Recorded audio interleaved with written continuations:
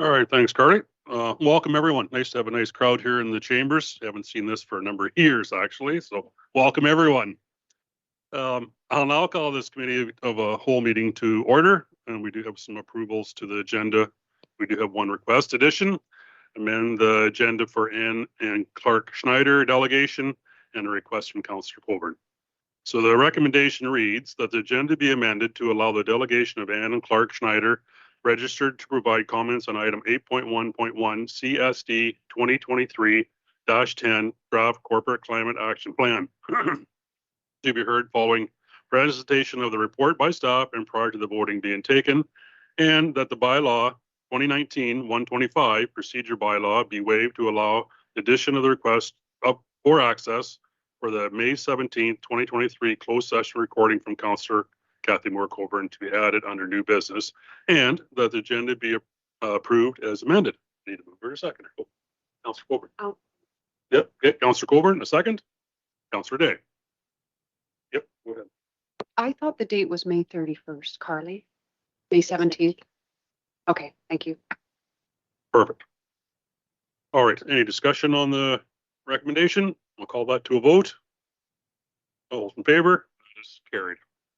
All right. Land acknowledgement statement tonight is going to be turned over to Councillor Day. Councillor Day, go ahead.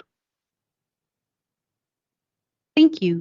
And thank you to all of council for being willing to try something new with the land acknowledgement and let some different voices read it and provide a reflection at the end.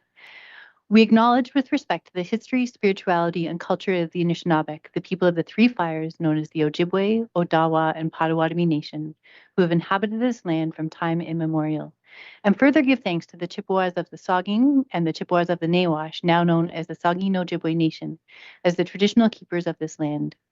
We also recognize the Métis and Inuit whose ancestors shared this land and these waters. May we all, as treaty people, live with respect on this land and live in peace and friendship with all of its diverse peoples. For my reflection tonight, it's a big month. It's Pride Month. It's National Indigenous Peoples Day soon. And I've been reflecting on the feelings that people have of safety while they're on our trails and in our communities in Georgian Bluffs. I have the privilege of having white skin and blending in with our community, and I know that that's a very different experience sometimes than folks who stand out in some way.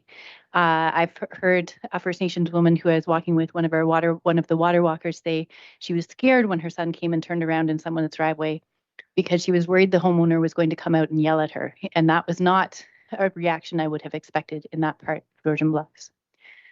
So I'm going to pay close attention to micro and macro aggressions in both of my work environments, with school and here in Georgian Bluffs, and keep working with council to help make our community safe and comfortable for all residents. Thank you. I don't know the procedure for selecting the next person to read the land acknowledgement, but it's perhaps now a good time to make sure there's someone on the agenda for next week. Thanks, Councillor Day, for that. Yeah, I think if there's a volunteer, we could take note of that volunteer. If somebody wants to do that for next meeting. Councillor Kathy Moore-Coburn. Thank you. Thanks for those words, Councillor Day. All right, declaration of pecuniary interest. If you have any declarations of pecuniary interest, you can announce them at any time. Public hearings, we have nil. Delegations, public question period. 6.1 items on the agenda. Any person who wishes to appear before council regarding an item on the agenda shall make written application to the clerk by 3 p.m. the day of the meeting. To register, you go to www.georgiabluffs.ca/delegations or call the clerk's office at 519-376-2729, extension 603.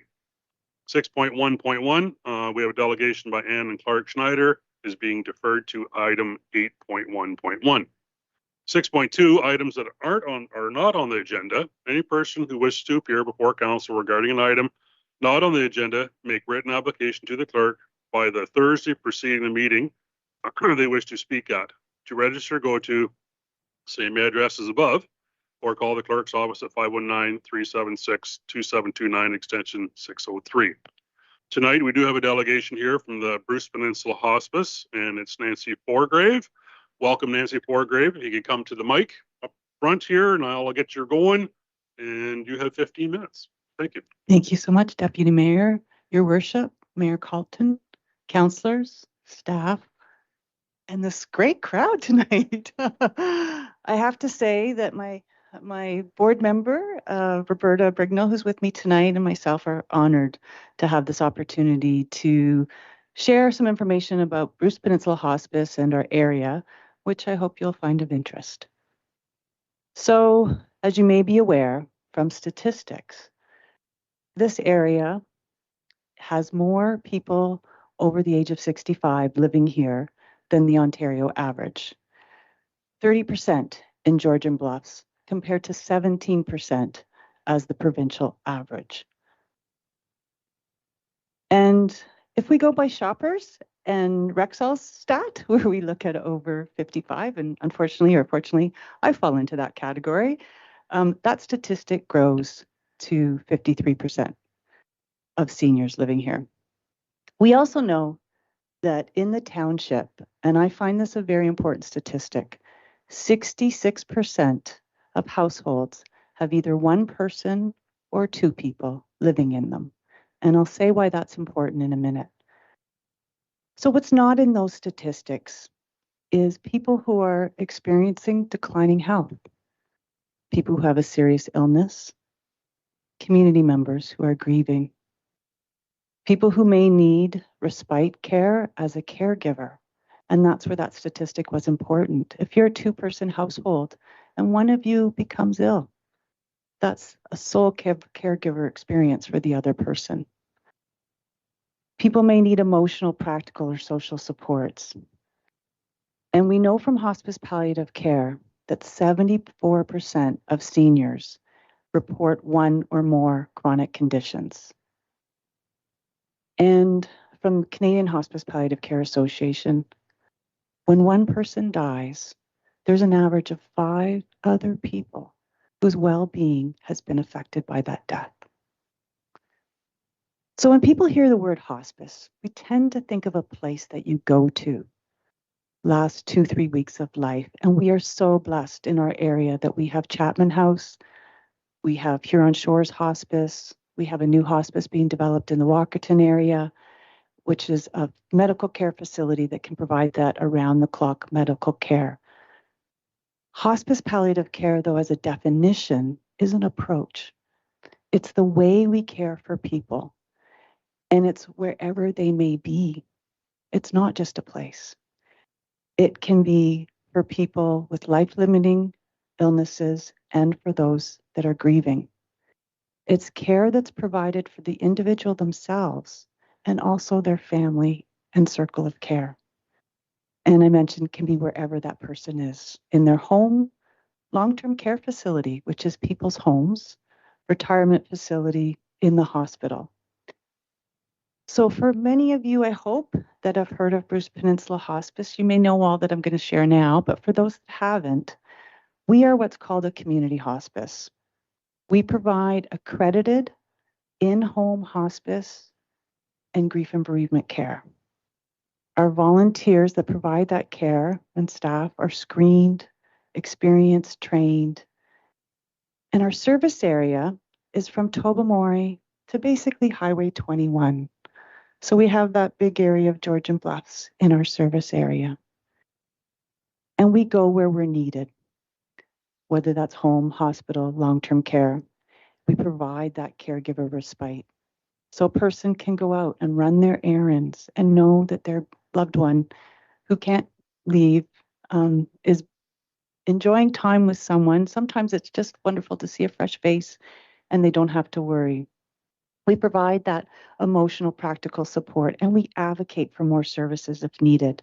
We become part of that circle of care. We work with the home healthcare providers and the service providers. And sometimes our care is not for weeks, it can be for years. We've provided care for people in Georgian Bluffs for significant time and given that caregiver respite. And we're currently providing care to a number of families in Georgian Bluffs. And our in-home hospice care is very valued, as is our grief support service. We just completed a 8-week grief support group today that I was at. We have a significant number of our volunteers that are from this area, past and present, including our current chair, Pat Cavan, who many of you may know. We typically serve 100 families, individuals throughout a year, sometimes more. And I mentioned we have heartfelt stories of gratitude for the care our volunteers, the dedicated care our volunteers give, that continuous care. So I'm here to share that information and open to questions. We all know that our population is aging. We all know people are experiencing declining health. And as currently our healthcare resources are in short supply, our services are needed now more than ever. We've been honored to serve this area at no cost to families without core government funding for close to 30 years. We started providing care in 1995. However, as I say, our service needs are growing, and we hope to apply to the Township of Georgian Bluffs for support when the next cycle of municipal donation application becomes open. And we're asking all municipalities for support and if possible, multi-year funding or yearly funding. We've put a number of 5,000. However, that's a significant ask, we realize, and we're happy to answer any questions that you may have. And thank you for the time. How did I do? 15 minutes. Did I do it? Good. Thank you.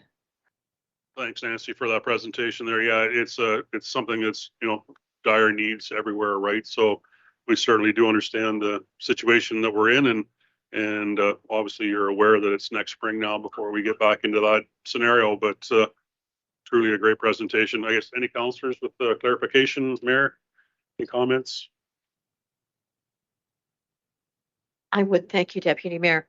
So I would turn to our treasurer for when is the exact opening of that? Because while we'll deal with it at budget time, the application process will take place before that. So I'll turn it over to Samantha. So through your chair, it will be opening in July. I don't know the exact date, but it closes on September 30th. But I believe our clerk has your contact information that once it is open, we can definitely send you the link. Thank you so much. Thank you, everyone. Perfect. Thanks, Samantha. Thank you for your presentation. Thank you. All right, moving on to 6.2.2, we got the water line extension request from Jeffrey Robbins. So welcome Jeffrey Robbins to the mic. You have 15 minutes, sir. Thank you very much, Deputy Mayor Grant Pringle, your worship, and councillors. My time has started then. I gotta keep rolling here, right? Sometimes when I'm doing this at Owen Sound, my time goes over, but I will try very hard tonight. It will not go over. I'll tell you right now, and hopefully you'll like the presentation. Again, thank you for having me here today. It's to talk about the water line extension. My name, right now, before we start, my name is Jeffrey Robbins. People in the council chambers don't know. I reside at 451 Balmy Beach Road. Okay, so I am a resident of Georgian Bluffs, beautiful Georgian Bluffs. I love Georgian Bluffs. Okay, every once in a while I gotta have a little bit of water. Sometimes my mouth gets a little bit dry, if you don't mind. Thank you. Right now the line stops on the northeast side of the bridge at the Balmy Beach store. What we want to do is we want to open a hair salon. Okay. I own 3 lots since January the 18th, 2016. I purchased them, and they're just they're right at Legacy Ridge, if no one really knows exactly where they are. And my idea someday is to have a hair salon, but I can't do this without municipal water. I have people that would like to, share space with me as well, and have residential above the hair salon, residential apartments, really condo style apartments, very nice apartments. And, just to give you a little brief glimpse of who we are, we opened on April 5th, 1989. We employ 11 stylists now in the city. We hope to have, 7 to 8 more stylists out of our location at Georgian Bluffs. I think with all the success we've had in Owen Sound, I think the biggest thing that we want to tell our community is the success we've had at fundraising. All right. We're not just a salon that looks after our clients very well. We're a salon that looks after two really, really good, how would I say, they're just, what we try to teach our staff is to help. All right. So O'Share and the Romoka Shrine Club are the two different charities that we help. Last year, we raised $400,000 for O'Share. In the last 3 years, with the help of Colleen Trask, the Walkers, and Barry Kusabrink, we raised $1 million for O'Share. Okay. So what we try to teach our young staff is to give back to the community as well. Last weekend, I was down in Belleville. The Remisi Shrine out of Toronto collected $210,000. 70,000 came from our local Romoka Shrine. Okay, so 200, and these are shrine clubs throughout Ontario. With the help of my staff, we sell onions, we sell Christmas cakes, we sell tickets. All right, and we help arrange the golf tournament, which is a huge thing. So as you can see, I like to get my staff involved. And wouldn't it be kind of neat someday if we had a salon out of one of the lots there, and we could have all of our celebration right there for that Romoka Shrine Day, because that's July 7th this year. Is anyone interested in coming to join us? That would be great. So basically, in order to do all of this, we need that water line. Okay, like I say, it stops at the bridge. It's approximately about 500 meters away. All right. We could, with maybe the help of the municipal government, with the help of the provincial and federal governments, we could get grants to help push this line through, and maybe someday take it right to Van Boots.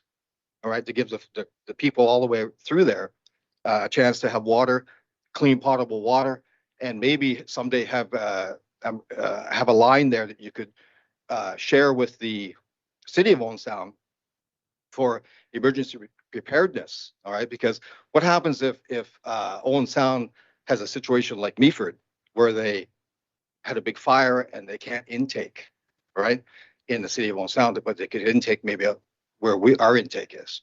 Okay, so just things like that we want to partner with Owen Sound maybe, because I know that things are happening with the with Potawatomi. I read in the papers that you want to get that going, and I must say too, I got to congratulate the council here tonight as well on what the deal you did for the compost site.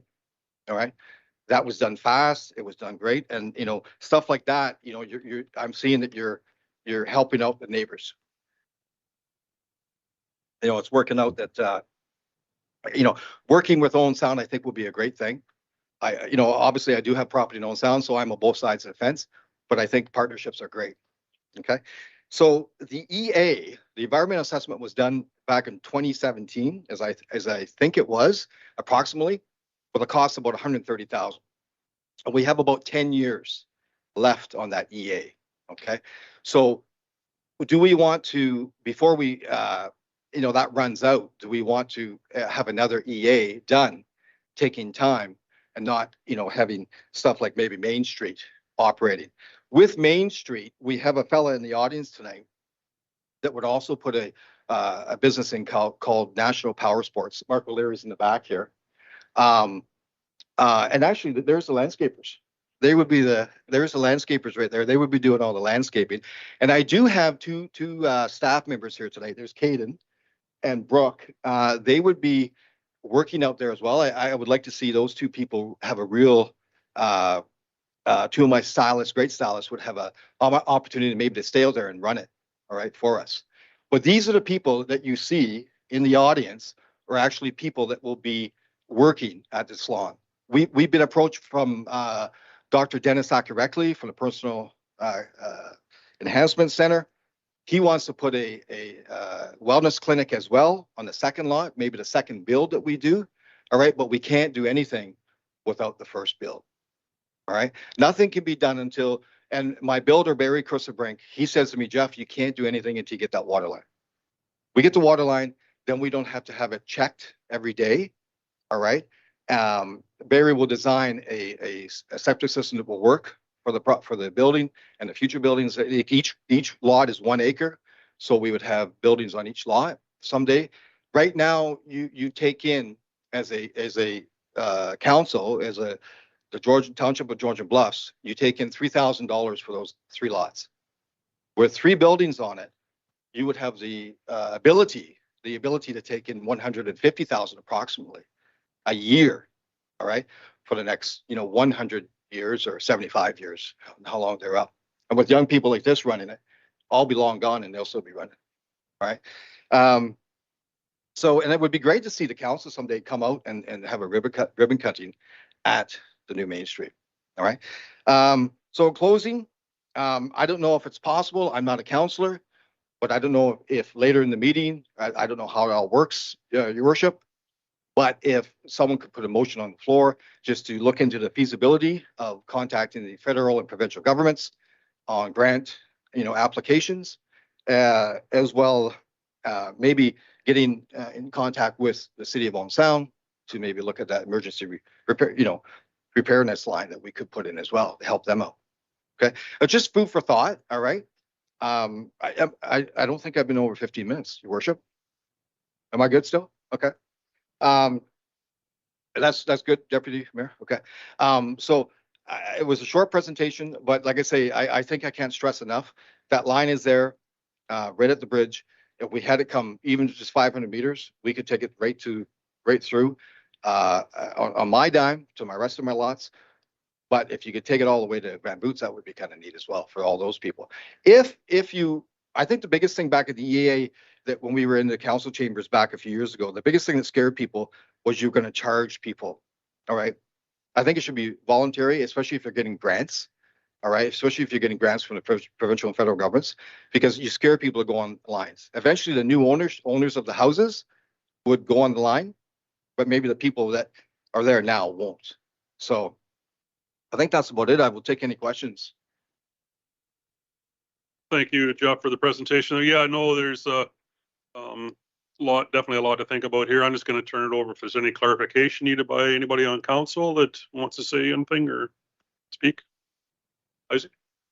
Thank you for coming out today, Jeff. It's nice to see you here, and for Bryce and you guys too.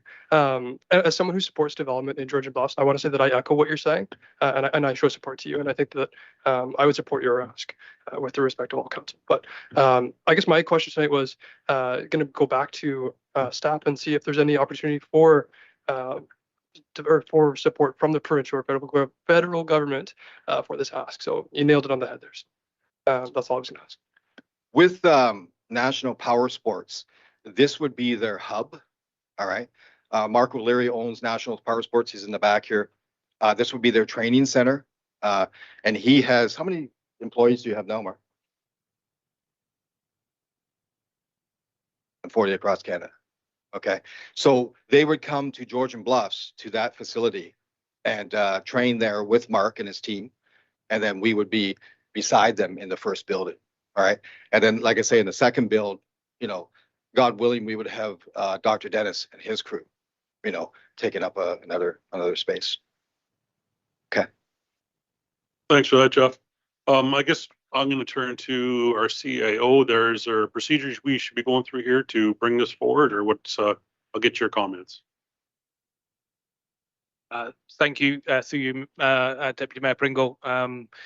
Yes, I believe that if council wish to discuss this further, have some background information brought before you at some point this evening or at a later date, a member of council should place a motion on the floor, notice a motion initially, and then they could work with clerks and myself to craft that motion and bring that forward at a future council meeting, and then there would be a follow-up report from staff in regards to the request.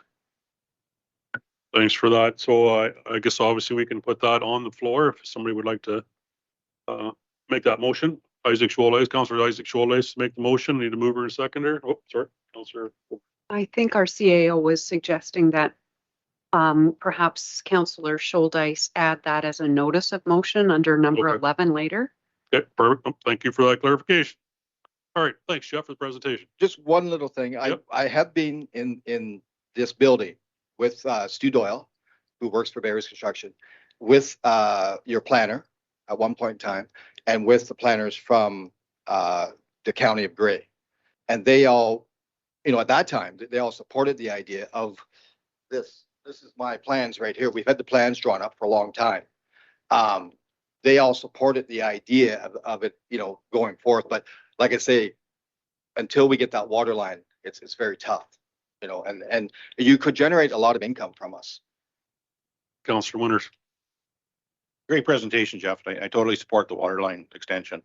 Putting on my previous hat, you can have water anytime you want, but you just got to pay for it. Yep. And one of the hardest things to do in any municipality is to extend water lines by people that don't want water. And there's opportunity, and I think when Councillor Scholz puts that motion on the floor later, I think really what it should be is a conversation between you and senior staff about what are my options? How do I do this? Sure. Applying for, and I'll be honest, applying for provincial and federal funding for a water line extension is a tough one to get. Unless you can go at a bigger picture and say, listen, we're going to partner with our neighboring municipality. We're going to do this big picture. That will cause you time delays in those conversations between political parties. Trust me. Oh yeah, I know we've that been too. there. This is why we're still in the same situation. Yeah.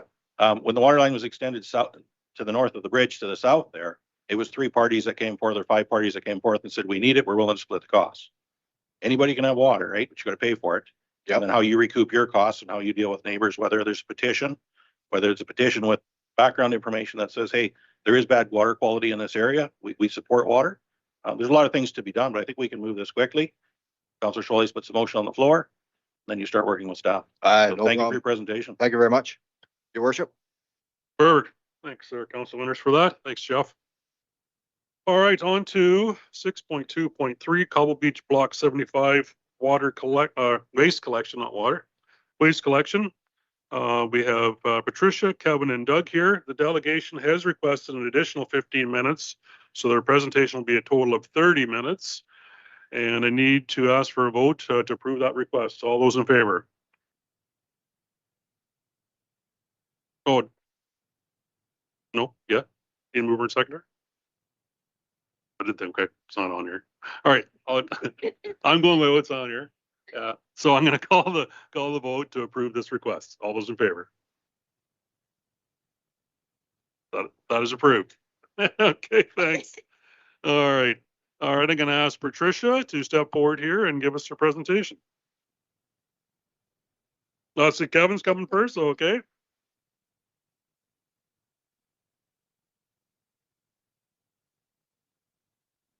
That's fine. I'm good. Thank you. Good evening. Your Worship, Merrill Carlton, Deputy Mayor, councillors, staff of the Township of Georgian Bluffs. My name is Kevin Ward, and I'm before you representing the 81 households in Block 75 of Cobble Beach in order to review the previous decision of the Township to cease collection of waste and recyclables. These 81 households represent the largest development in Cobble Beach. These households are, through the 3 individual condominium corporations, linked by a shared facilities agreement. And from that agreement, a shared facility committee was required and formed, and I'm the current chair of that committee. And I'm also a resident of the Hollows 2 development. Assisting me with the presentation tonight for the shared facilities are Ms. Patricia Stalteri, property manager, Cobble Beach Holdings, and Mr. Doug Jack, who is also a resident of the Hollows 2 development. First, to orientate you to us and where we are within Cobble Beach Development, please refer to document 3 in your information package titled Site Map of Current Properties in Cobble Beach. This document is meant to act as a key plan to locate Block 75 within Cobble Beach. And next, referring to document 4 in your information package titled Site Map of Block 75, Gray 86, Gray 108, and Gray 121. This document will indicate to you the 3 condominium corporations and their boundaries within Block 75. I will now have Patricia and Doug continue with the presentation.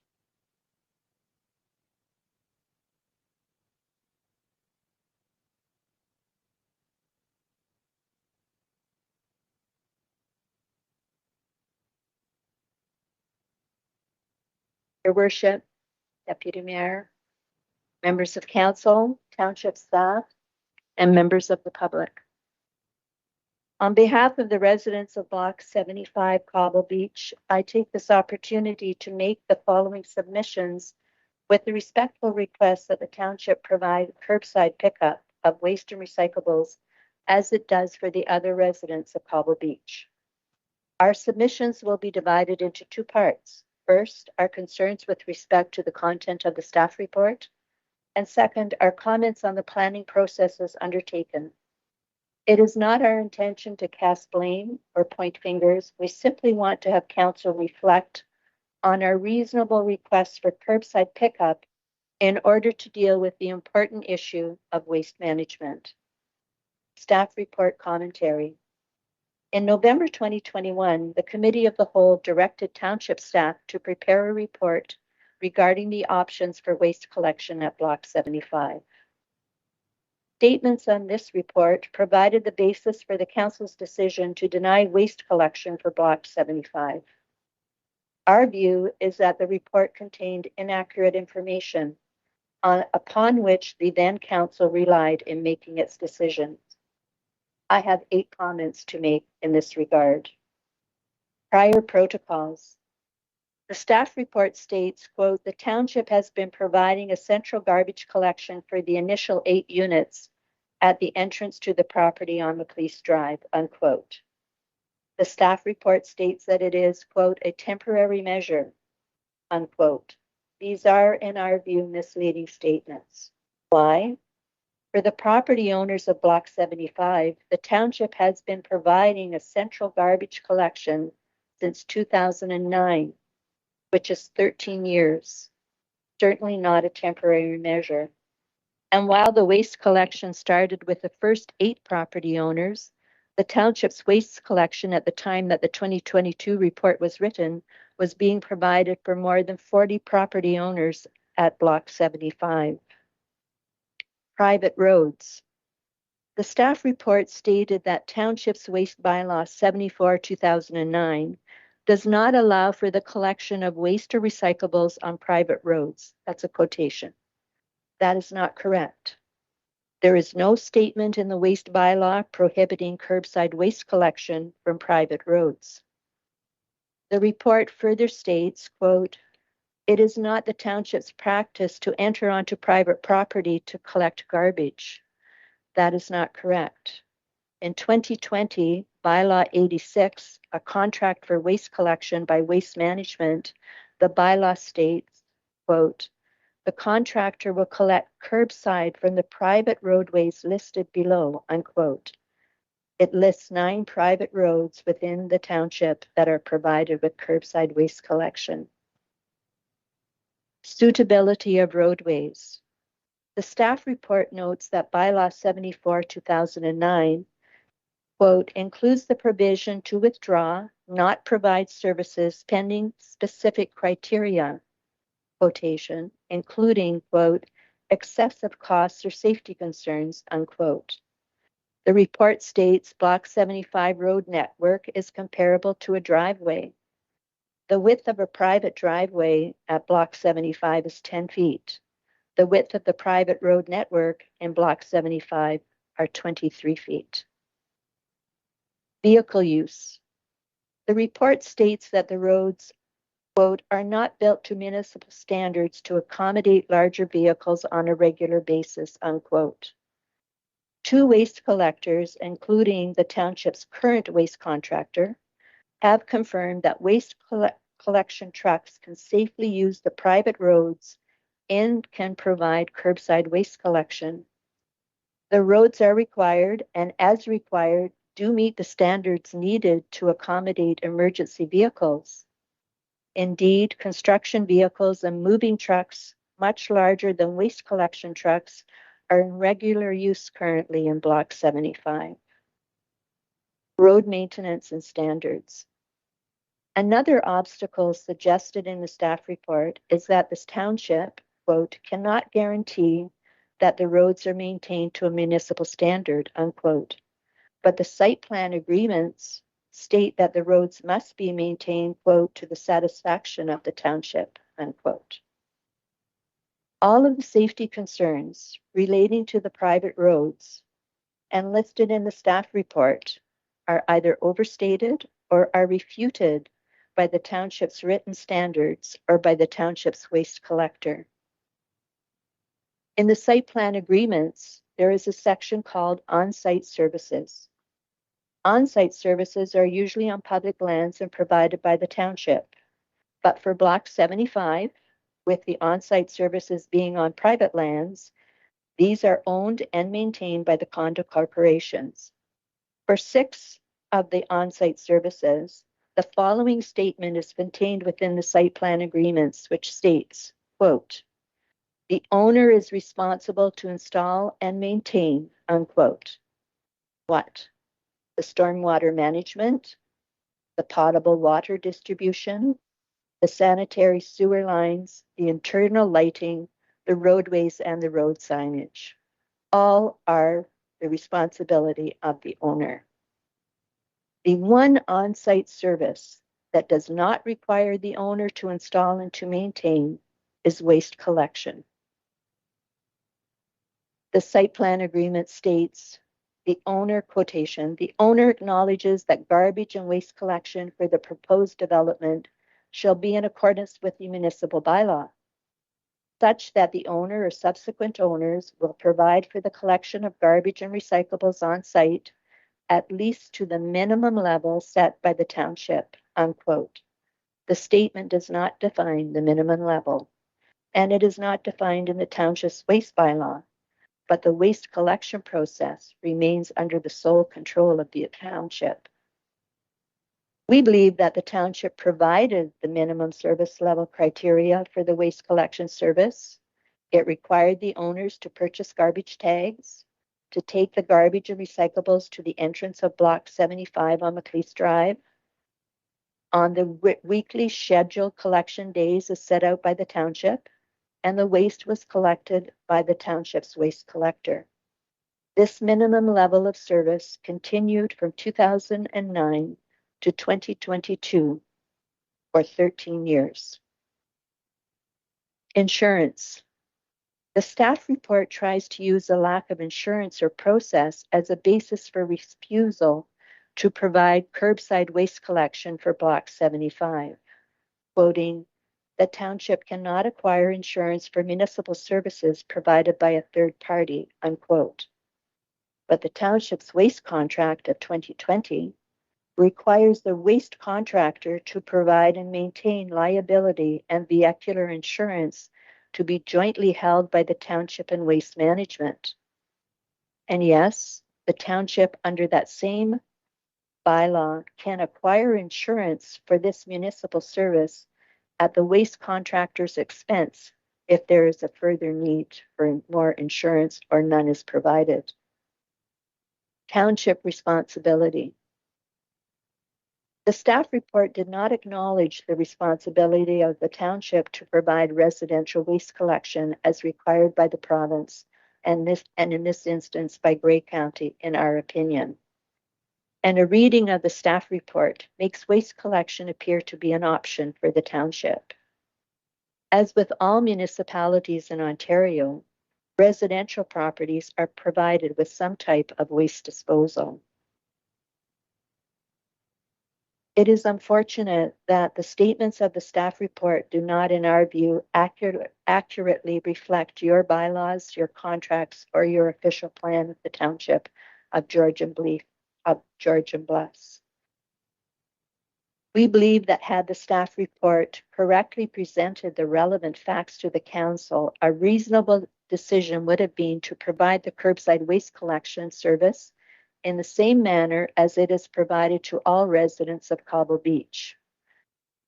Cobble Beach is referenced in the 2014 Township Official Plan as a, quote, "primary settlement," unquote, with, quote, "full services," unquote, which includes, quote, "waste disposal," unquote. In summary of the staff report, our view is that while we have made a number of submissions, the most salient and relevant considerations are threefold. Private roads. The 2020 waste management contract provides curbside waste pickup on private roads. the 2009 waste bylaw does not prohibit curbside waste collection on private roads. Why not at Block 75? We have shown there are no safety concerns, and the waste contractor for the township has confirmed that curbside waste collection does not have any obstacle. Lack of insurance. The township can obtain without additional cost liability and vehicular insurance if needed. We believe the township has the ability to move forward in a positive way by agreeing to arrange for curbside waste pickup for the residents in Block 75. It would require 2 steps. One, by amending the site plan agreements, there are 3, by defining that the minimum level of service is curbside waste pickup, which correctly follows the provisions that you have in your official plan for Cobble Beach, primary settlement, full service, including waste disposal. And second, to instruct the waste contractor to provide the same curbside pickup as it provides to the remaining Cobble Beach residents on an immediate basis.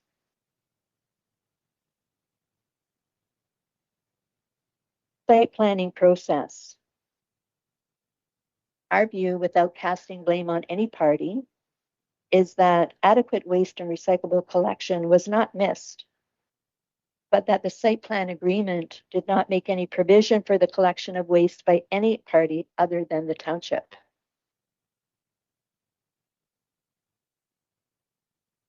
TG Planning made the decision that the builder owner would not have to install and to maintain a waste management collection point or a garbage storage depot. The legal terms for making the waste management system an on-site service to be provided by the condo corporations without recourse to the township's waste disposal service do not exist in the site plan agreements.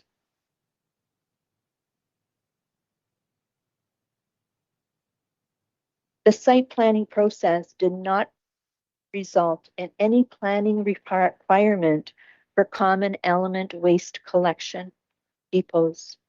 And currently there are neither adequate nor appropriate lands that have not been developed upon which to construct such central collection sites. The development has proceeded on the basis that increased density would be permitted, and since the provision of 3 common element waste depots are not part of the site plans, the unit density or built units is even greater, which has increased the township's property tax base in perpetuity. Have to give me a second, I have to go to the right page. If we fast forward to the summer of 2021, the owners at Grade 108, part of the block of 75, saw completion of all their roadways, and even though there was ongoing construction, the roads were curbed and paved. There were weekly mounds of waste at the entrance by more than 40 owners. It was a nuisance. Excessive winds blew the debris around. Excessive heat meant odor, vermin, and flies. As ongoing construction was no longer an obstacle for the waste collector, in our view, it was at that time, November 2021, that the township needed to provide for Block 75 the curbside waste collection service it was providing for all of the residential property owners at Cobble Beach. Again, curbside collection is being asked for and required as the alternative of having 3 common collection sites for garbage disposal is not available within this development.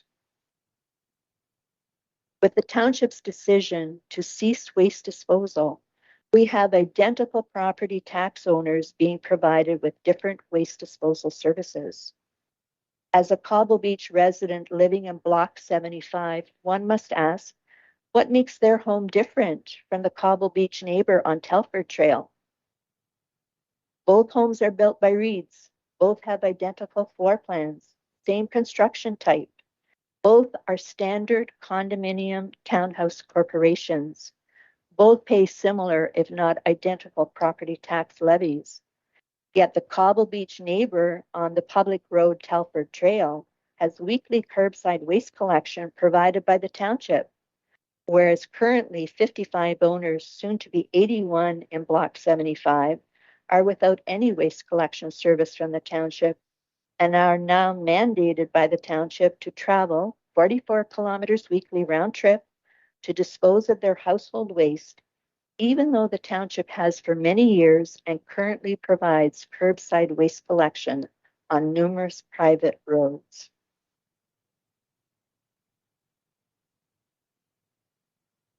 The lack of a waste management system, being 3 common element waste depots on condo lands, is not a result of any inaction on the part of the residential owners in Block 75. This lack exists because the planning process made other planning decisions that it must have believed were in the best interests of the township, with the most important economic benefit being the greater property tax base that is provided by higher density. I would like to turn this over to Doug. Thank you very, very much, all of you. Thank you.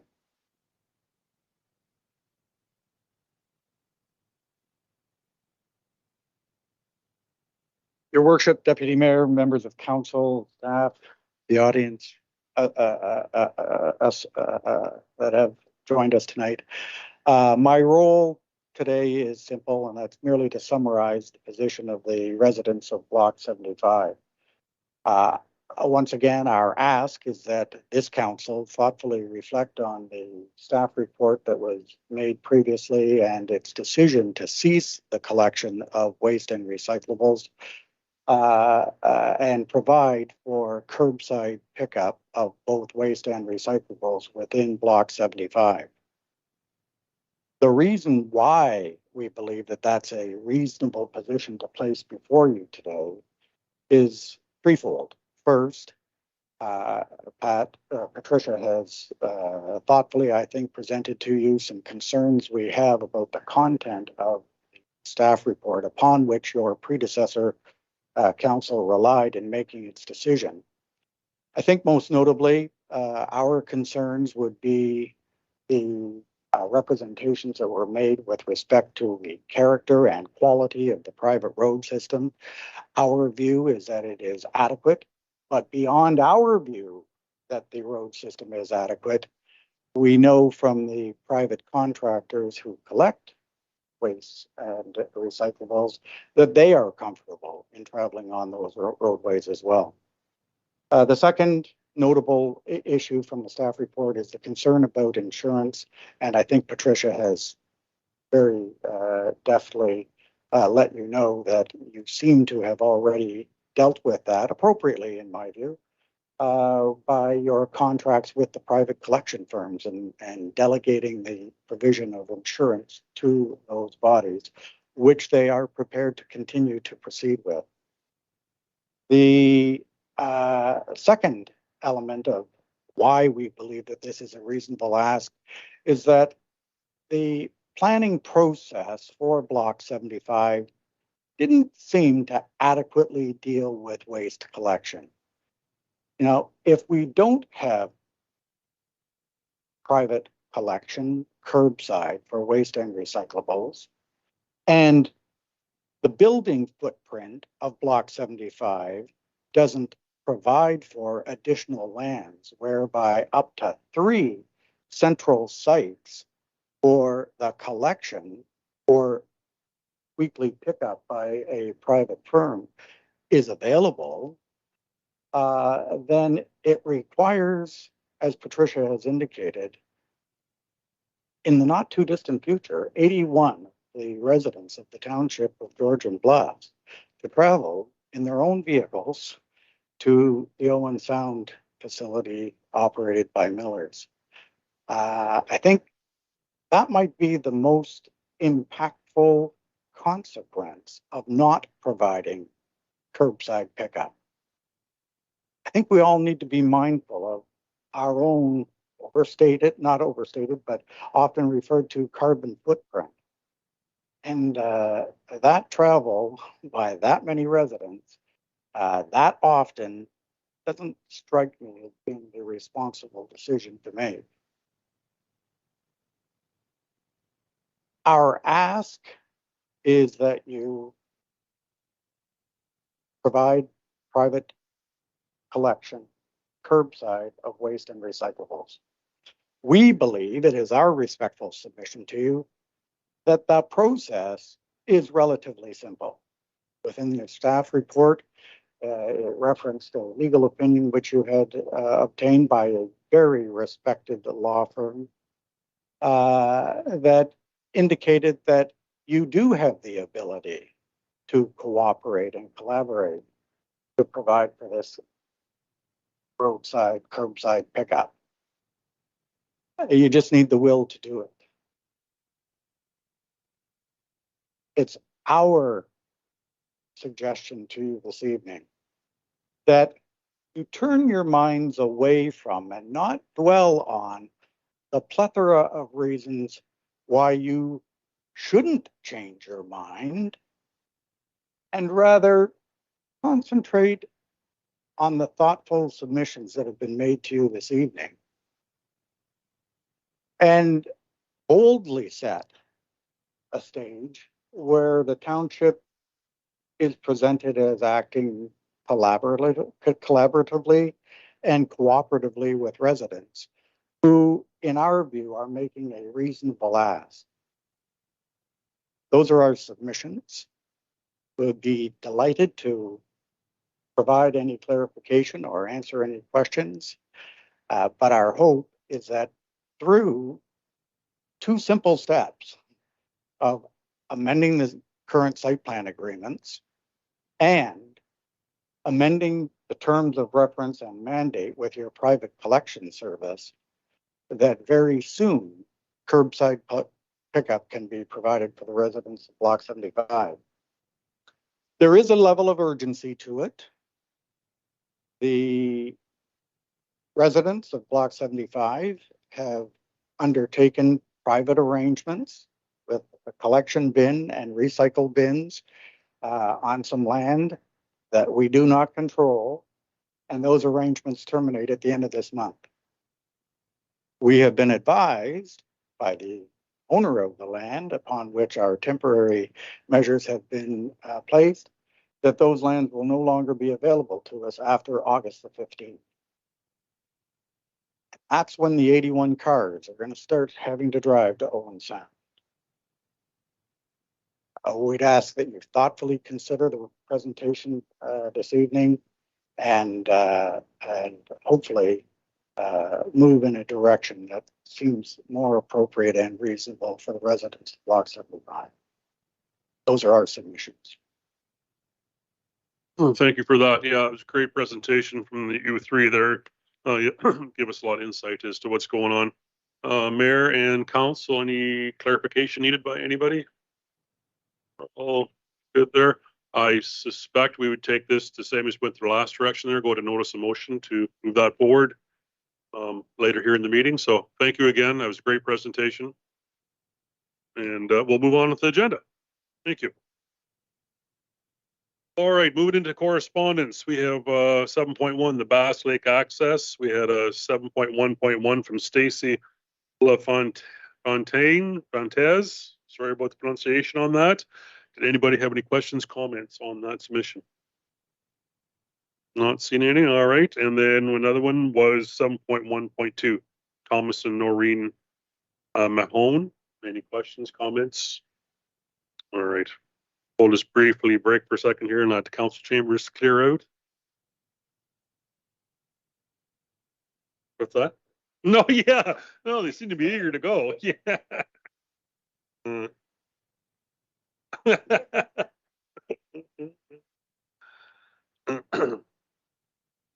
All right. Moving on. Staff reports. Community services. 8.1.1 CSD 2023-10. Draft Corporate Climate Action Plan. Recommendation reads, the council receive and approve the draft Corporate Climate Action Plan and that staff be directed to submit the plan for review by PCP and BARC for review and assessment against program milestones, and that staff be directed to undertake a 60-day public comment and consultation period on the draft Corporate Climate Action Plan, and that staff bring amended plan back addressing council and community feedback before the end of 2023, and that staff be directed to bring forward actions as part of the future business planning processes for council consideration and prioritizing prioritization, and that staff be directed to incorporate climate actions stemming from the plan into future budget processes. I need a mover and a seconder. Councillor Colburn, Councillor Winters, and right now I'll turn it over to Niall. Good evening, Deputy Mayor Pringle, Mayor Carlton, and members of council. So I think it's been quite a long journey to get to this point, and I'm extraordinarily excited this evening to be able to open the conversation around the Township of Georgian Bluff's first corporate climate action plan. So the first core cap, not the last, I hope, but the first of what I hope will be a series of core caps over the next few years, really paves the way for how, and it is but a first step on a journey, but it does help pave the way towards the corporation having a look at the way in which it does business and really trying to embed climate change and environment right at the heart of what we do. We recognize that there is a climate crisis that is unfolding around us and has been for many decades, and that we are increasingly close to a tipping point in that crisis. And we all have a role to play in terms of addressing how we look after our planet, how we look after our environment, and how we address climate change to ensure that we leave the place in which we walk today in a better place for tomorrow and for generations yet to come. And the Corporate Climate Action Plan, which is before you today, is, as I say, the first small step to the municipality demonstrating leadership to its communities, its many communities, in how we take that seriously and how we are going to adjust our operations over the next few years to try and decrease the amount of particularly the greenhouse gas emissions that we are producing as an organization. Not quite sure I said Siri, but there we go. Now I did, so now she will start talking at me. I apologize.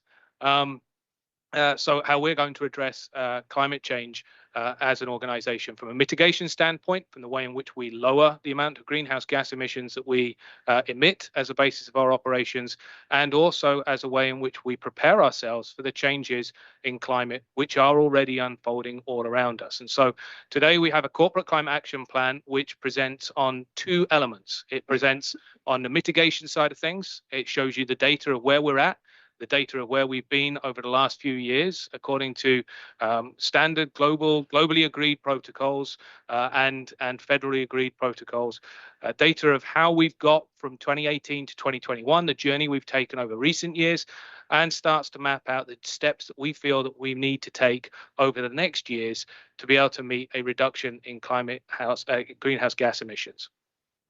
In addition to that, it paints out a target for what we would like to see ourselves get to. And it paints out three targets, 40, 70%, and an 80% reduction minimums by certain dates between now and 2050.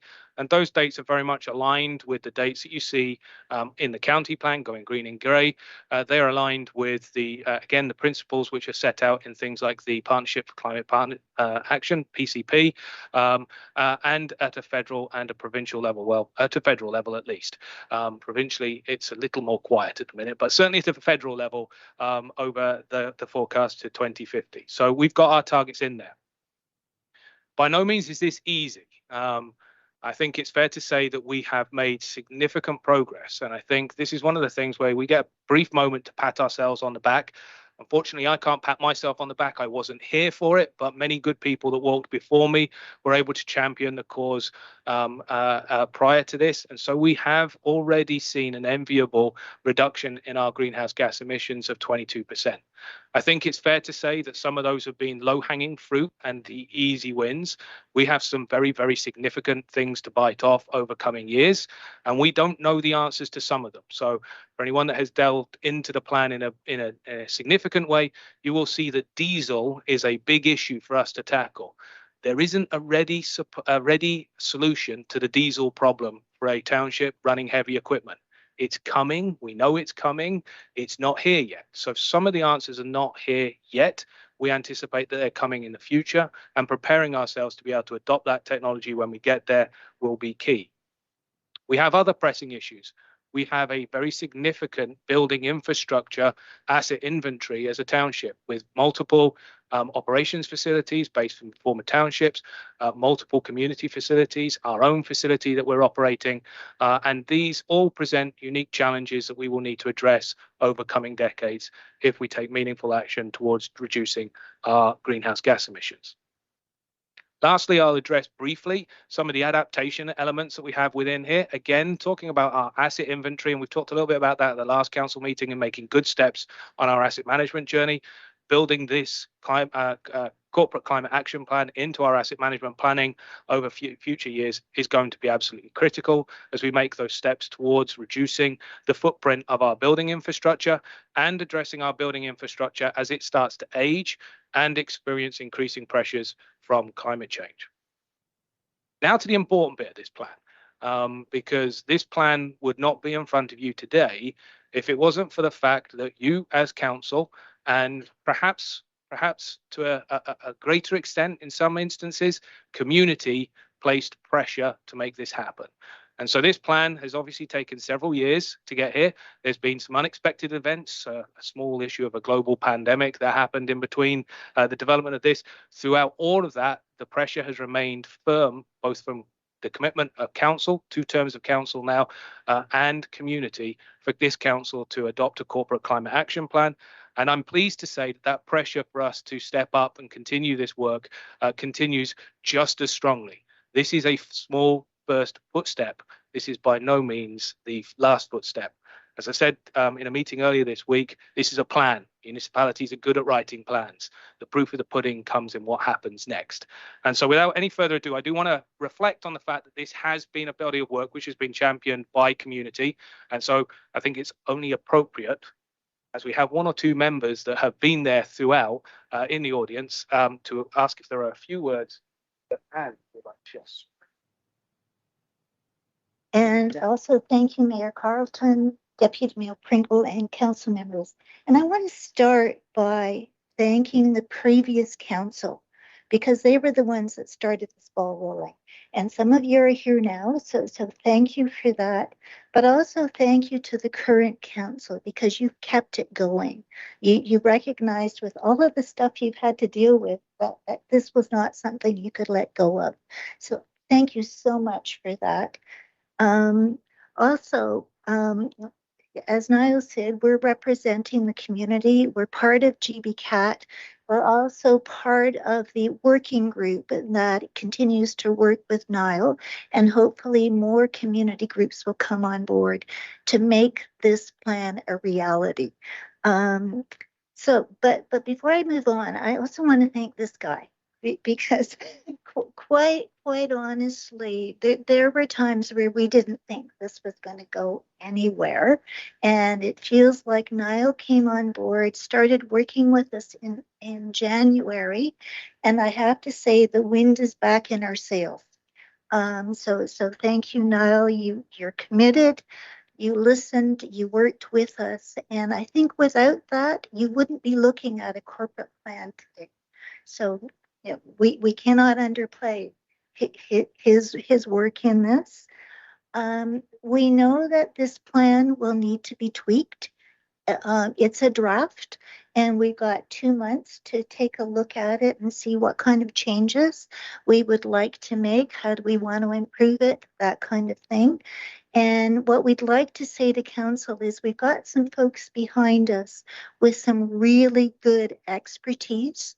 And if, as you're reading through this report, if you have questions, ask them today or ask them privately, phone calls, emails, you know who we are. We're really, really happy to continue a conversation with you. The other thing that I'd like to say is this is a really good first step, but it's only a first step, and that the hard work is coming now. And the hard work is actually implementing this plan. And without that, it's just paper, folks. So we really do need to work out the implementation of the plan. There's some low-hanging fruit still, even though some of them have already been picked. I think there are still some low-hanging fruit that can be done once you've endorsed the plan in 2 months. So right now it's draft. We've got to get the input. 2 months from now, I hope that kind of an amended plan will be on your table and that you will endorse it. At that point, we need to look at what kinds of things can you do still in 2023. One of the things that I think is a could is really taking a look at the operations of all of the Georgian Bluffs corporate work and start looking at and learning how to look at those things through a climate lens. Because without that, it's going to be a really tough go to move things forward. That's a no-brainer. That's something that can happen this year. There may be others, and we'll probably come back at you with what those will be. But the other biggie is as you start looking at planning for your budget for 2024, what are the things that need to be funded in 2024 to move this forward? So that would be the other thing that you're going to be doing this year. It's a lot of hard work, I know that, but it's not one that has kind of dollars attached, but it will need to be done. But remember, I think Niall also said this. If you go to page 31 through 33 of the plan, you're going to see that already Georgian Bluffs has reduced its emissions by 22.5%. So you can do it. This is a doable thing. It's hard work, but it's something that I know you can do, and you've got a community behind you as you're doing it. So thank you. Thanks very much for that presentation. Yeah, very well received. We should feel very proud and satisfied how things have went with the working group. You guys have done an amazing job with the council members involved and the taxpayers and the working group. And you're right about Niall. He's not going nowhere. So we love him too. So anyway, I'm going to open it up to the council chambers for any comments. Councillor Coburn. So thank you, Chair Pringle. Anne took a lot of the words out of my mouth, and I just want to echo a few of them. I'm thrilled to see this draft come before us because, as Anne said, it felt like it was dead in the water a few months ago, and I was concerned. I'm ecstatic that we seem to be back on track with our BARC and PCP milestones. That's important because we committed to those programs and we paid to be part of those programs, and so we ought to. I would like to make a recommendation, Chair Pringle and my council colleagues, that although the draft does recognize the volunteer contributions of these folks who don't get paid week after week to do this work, but do it out of the goodness of their hearts and also out of concern, I would like to see their names mentioned as contributors to this plan within the document itself. And I would like to state their names here tonight if I can.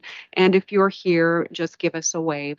Luke Zandvliet, Dr. John Anderson, Ann Schneider, Danuta Vallow, Bob Gray, and Roger Martin, whom I haven't met. Oh, hi, Roger. Thank you. Thank you for all of the work and your enthusiasm and your patience, because it has been a bit of a rough ride over the past few months, and I appreciate you hanging in there with us. Thank you for those words, Councillor Coburn. Anyone else with a comment? Councillor Day. I think some folks in the audience at least will be really I already know how happy I am to see this on the agenda tonight, and know that this is one of the big reasons why I'm here as a municipal councillor. So it's wonderful to see the draft action plan in place. And thank you, Councillor Coburn, for your gratitude to the folks who volunteered to make all this happen.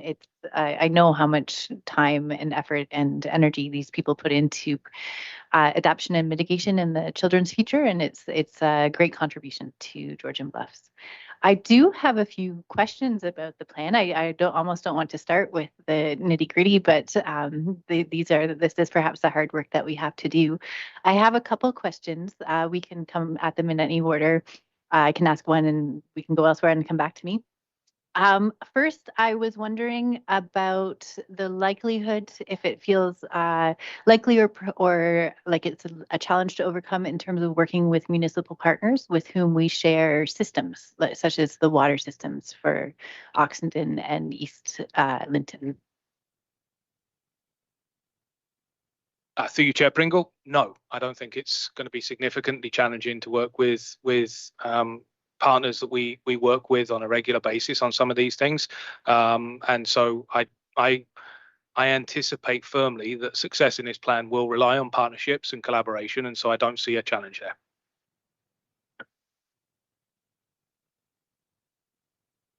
I was also wondering about the action step to consider how to integrate a climate change lens into all decisions of council. And this is listed as a medium-term action. And I'm wondering if that should be shortened to more immediate or short-term action.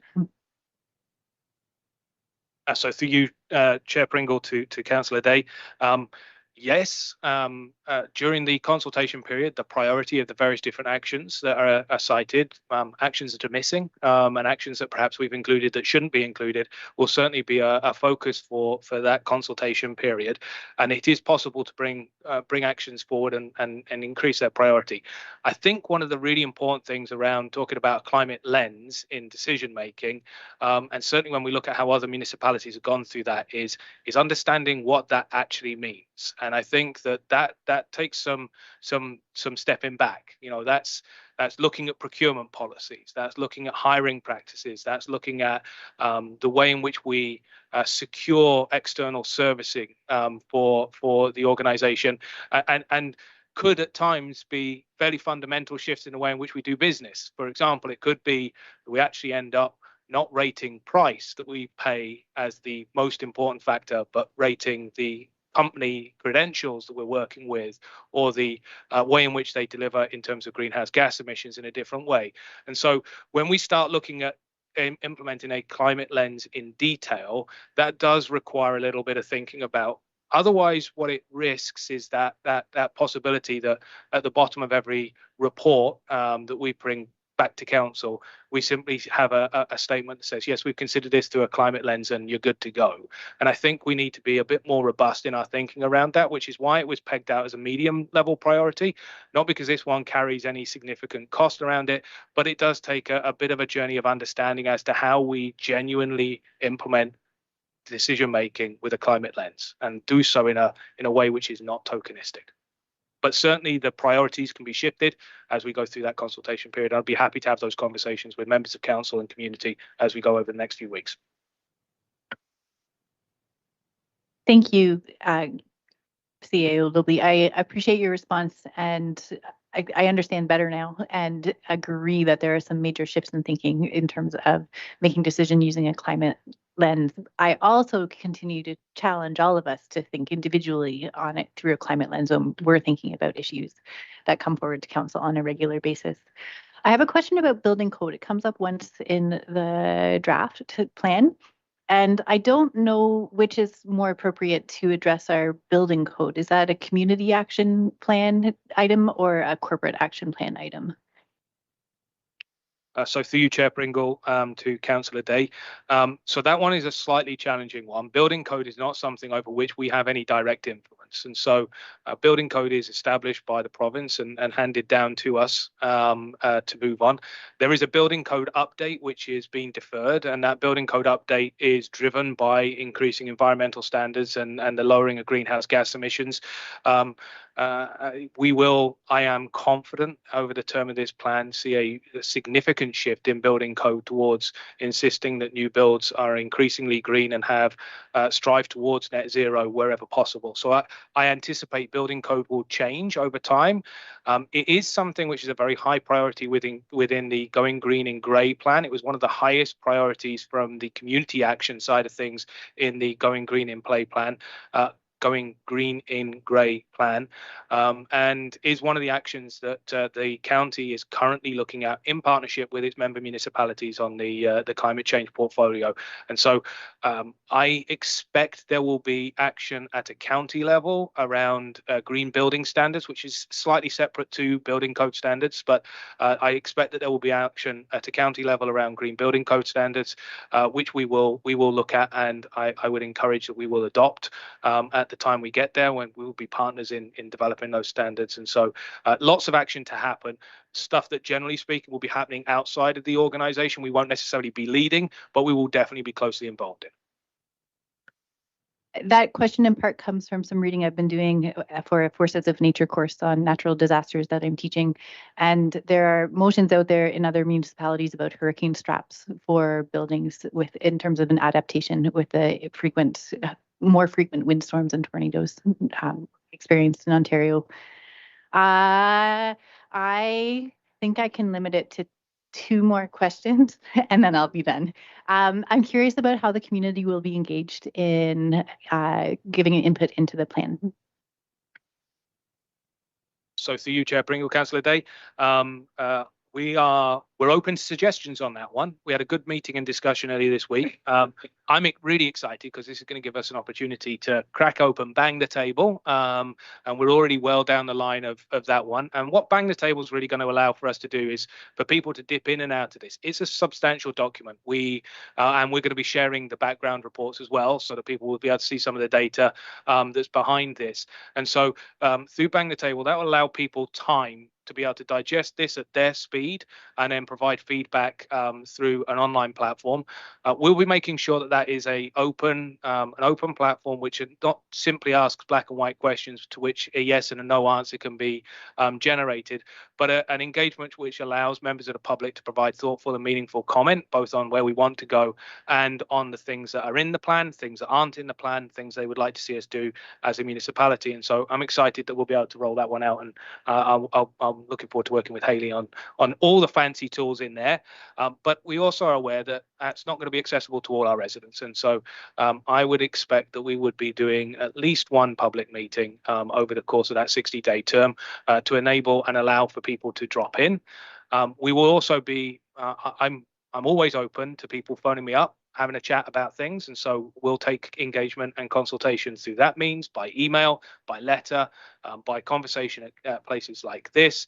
And there are going to be some events that we'll be participating in over that time period where we'll be able to promote those various different opportunities to get into it. So a natural place for that will be through the Food Cycler program. When we do the pickup day, we'll be encouraging people to pick up a copy of the plan and have a look at the plan at that point, and working with some of our partners that we're starting to see come forward through the community working group, who can help share the news and spread the news amongst their agencies and partnerships. Perhaps I've saved the biggest question for the end. The timelines match the IPCC and Grey County Climate Action Plan, but the reductions do not. And you do address that in the draft Climate Action Plan, but I feel like it's worth having a conversation about as well, maybe hearing a bit of a justification for that decision. I am both an optimist and a realist, so I know that we set a whole bunch of targets, and so far as a Canadian society, for the most part, don't achieve them. So I suspect this is largely what will be discussed, but I feel like it's worthy to speak about openly. Through you, Councillor Chair Pringle, to Councillor Day. I'm not sure I'm going to be here in 2050. That might be stretching it a bit. If I am, I'm going to be significantly more wrinkly than I am today. Having said that, I am a sort of individual who, if we're going to set targets, let's set targets that we know we have a chance of meeting. The targets that are in this plan are stretch goals, but I believe that with concerted action, we can make them. We can make them happen. I think one of the biggest reasons why net zero isn't in this plan, and you will see that in other plans, is we weren't able to realistically forecast reaching net zero without a very significant investment in a fairly short amount of time in building infrastructure. And that's a decision which hasn't come before council. That conversation hasn't come before council, and has both significant financial and operational impacts. And so I think that to to predict net zero when we haven't yet had some of the conversations that would be required to get there, and those conversations being very significant conversations, I think would be overly ambitious in terms of this plan. So I think a dose of caution is in there in terms of us not forecasting net zero by 2050. Having said that, this is the first core cap. My hope will be that we make astronomical progress over the next decade, 2 decades, and that we are able to see in future core caps that net zero target becoming increasingly realistic, both as we see technology changing, we see successive terms of council, successive budgets adopting this as a key player, and as we see our energy systems changing in the province and having greater influence and ability to be able to influence our destiny towards net zero. The other thing that we haven't spent a huge amount of time in this plan addressing, and it is something I know community members, I was having a conversation with one who has spoken this evening already on this topic, is we haven't spent a huge amount of time looking at what our efforts could be in terms of GHG absorption, in terms of how we as a community, how we as a corporation can look at offsetting the emissions that we will inevitably continue to produce. How do we offset those? And we haven't spent a huge amount of time forecasting what that looks like in this plan. Again, the desire being to focus on concrete actions around the mitigation, address the key adaptation elements, and recognize that we can and will look at the ways in which we might be able to offset and mitigate to reach that net zero by 2050. So whilst I believe that this plan takes a solid first step towards it, I think it would be overambitious in this first plan to predict net zero. However, I remain very hopeful and confident that we will be able to move there in successive core caps.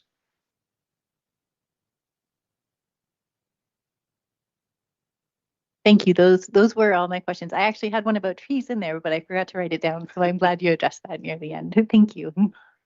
Great discussion there, Councillor Day. It's funny too on the whole piece there that the diesel aspect is going to be such a huge issue, and obviously I'm involved in the transportation division, and I know Councillor Winters is also involved in the same. So yeah, for us to see what's going to come down the road for us and how they think they're going to make these changes, and we're still going to get our stuff done during the day that we have to get done during the day, it'll be very interesting to see what all happens. So some great conversation. Anybody else with comments? Councillor Winters. Thank you there, Chair Pringle. Again, I want to congratulate everybody for getting to this stage. This is impressive. It's a great document. I'm not being critical, but I want to prove to you that I did read it. On page 71, there's one little address that needs to be changed. The Eastland Water Treatment Plant is not located here. Got R3 on sound in there. So, thank you. Through you, Chair Pringle. Yeah. Thank you, Councillor Winters. I believe that is an error that we can correct, and I don't think we need a motion, but a motion as such. But I believe that before we release the draft for public comment, it is still in draft, and so I don't think we need a motion. I would be happy to make the change that Councillor Coburn suggested for this first draft, unless there was anyone that felt that was an inappropriate move to make. I don't think we need a formal motion, but I'd be happy to make that change before it's released for consultation. Councillor Coburn. Thank you, Chair Pringle, and I'm sure glad Councillor Winters asked his question, because I was sitting on this one, which is even more minuscule and unimportant, especially following our colleague Councillor Day's comprehensive and thoughtful questions. Whatever happened to titles above our charts and graphs and tables? It's small, but I literally had to scroll through several pages with the actual implementation plan to know that that was even the implementation plan, because it shows up in little wee tiny print at the very last page of that particular chart, which is on page 51. If it's possible, it's not a big deal, but if it's possible, can we put some titles at the top so people know what they're looking at? So through you, Chair Pringle, to Councillor Coburn, that one is not quite as small as Councillor Winters' request. So staff have made every effort. This is hopefully the most accessible document that we have ever released as an organization. So I would encourage you, if you have never done this, open it as a PDF and use the screen reader to try and experience what this might be like for somebody that's using assistive technologies. And so the table headings, there's a point to my rambling, I apologize. The table headings are generated automatically as a part of us tagging every one of those tables so that screen readers know how to deal with that when they get to those tables.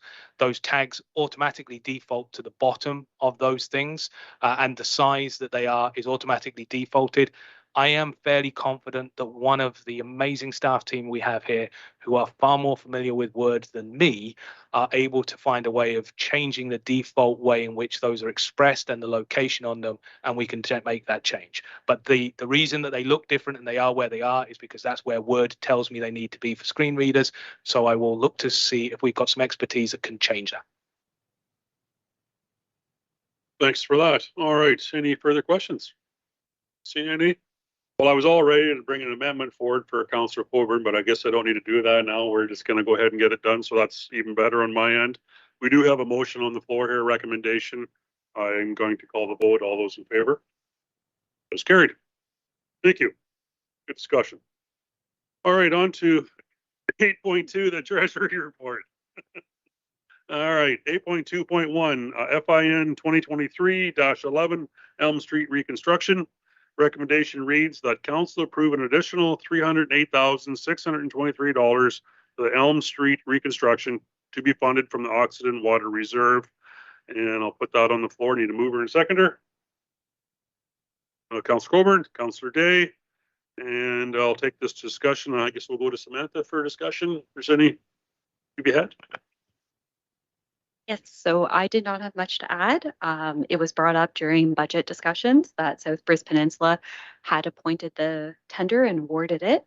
So upon receipt of that, we have taken a look again at a financial perspective, what that cost of the tender meant for the Township of Georgian Bluffs, and it has been identified that the initial budget ask of $3.25 million is not sufficient to cover our portion of the cost, that we do need an additional, I'm going to round it here and say 310,000. All right, thank you for that. Any questions for Councillor Coburn? Thank you, Chair Pringle. I'm always a bit nervous asking our treasurer questions because accounting is not my thing. But I did wonder, we're taking this extra fund or extra money from the Water Reserve Fund. Does that leave us in a risk position in terms of what those funds might be needed for in future? So through your chair, at the end of 2022, the balance of that reserve fund was 780,000. So it would be taking slightly less than half, or yes, less than half, that we would still have there. And the Oxenden water system does create a surplus each year, that surplus does go into reserves. And we anticipate for 2023 and going forward that it will continue to have surplus. All right, thanks, Any Councillor Winters? Thank you, Chair Pringle. I read it, and having been involved in the negotiations with South Bruce Peninsula back when that agreement was done, I personally don't feel comfortable taking the money out of the Oxenden water users because Elm Street is not part of the Oxenden water system. Elm Street by default became a negotiating pawn during that time when we did the agreement. Elm Street was a gray area between South Bruce Peninsula and Georgian Bluffs. There was water being charged to users of Georgian Bluffs from South Bruce Peninsula under no agreement. And when those residents would phone and say, we've got a water leak, South Bruce Peninsula would send them back to Georgian Bluffs. Georgian Bluffs would say, I'm sorry, but we don't have access to a water line. It was a gray area. And through those negotiations, it was deemed that we need to clean that up. And when Elm Street was rebuilt, then it would be cleaned up. The municipality would fund part of that, cost of that. And those users on Elm Street would then be billed directly from South Bruce Peninsula. So although it's in the Oxenden water agreement, I just don't feel comfortable taking money from Oxenden to pay for something that really wasn't their fault and not within their control. So when I read this, I really don't like where we're taking the money from. I know we have to take it from somewhere, but I just don't think it's right taking it from Oxenden. Thanks for those comments, Sam. Samantha, here. Through you, I would be very open to any suggestions as to where council felt more comfortable having it come from. Unfortunately, if we're looking specifically at water reserves, Oxenden was our best option. We do have the option of regular reserves, which we could continue to go from the road construction reserve, which is where the initial 3.25 million would be coming from. Is that the council? Thanks, Council Winters. If I could ask a question, where the funds from the sale of the airport went? The reason I asked that is because realistically, that agreement between South Bruce Peninsula was really directed and the tone was set when we purchased the airport back in the day from South Bruce Peninsula. And I think it would only be fair to use some of those funds to pay for this, depending on where those went. Through your chair, so those are sitting in our working capital reserve. Councillor Day. I'm not sure if I should be declaring pecuniary interest or speaking on behalf of the Oxenden water users. It's since I live in Oxenden, and I know no one can answer this question for me. I don't think about my water bill very often, so I feel like I can ask this question without personal gain.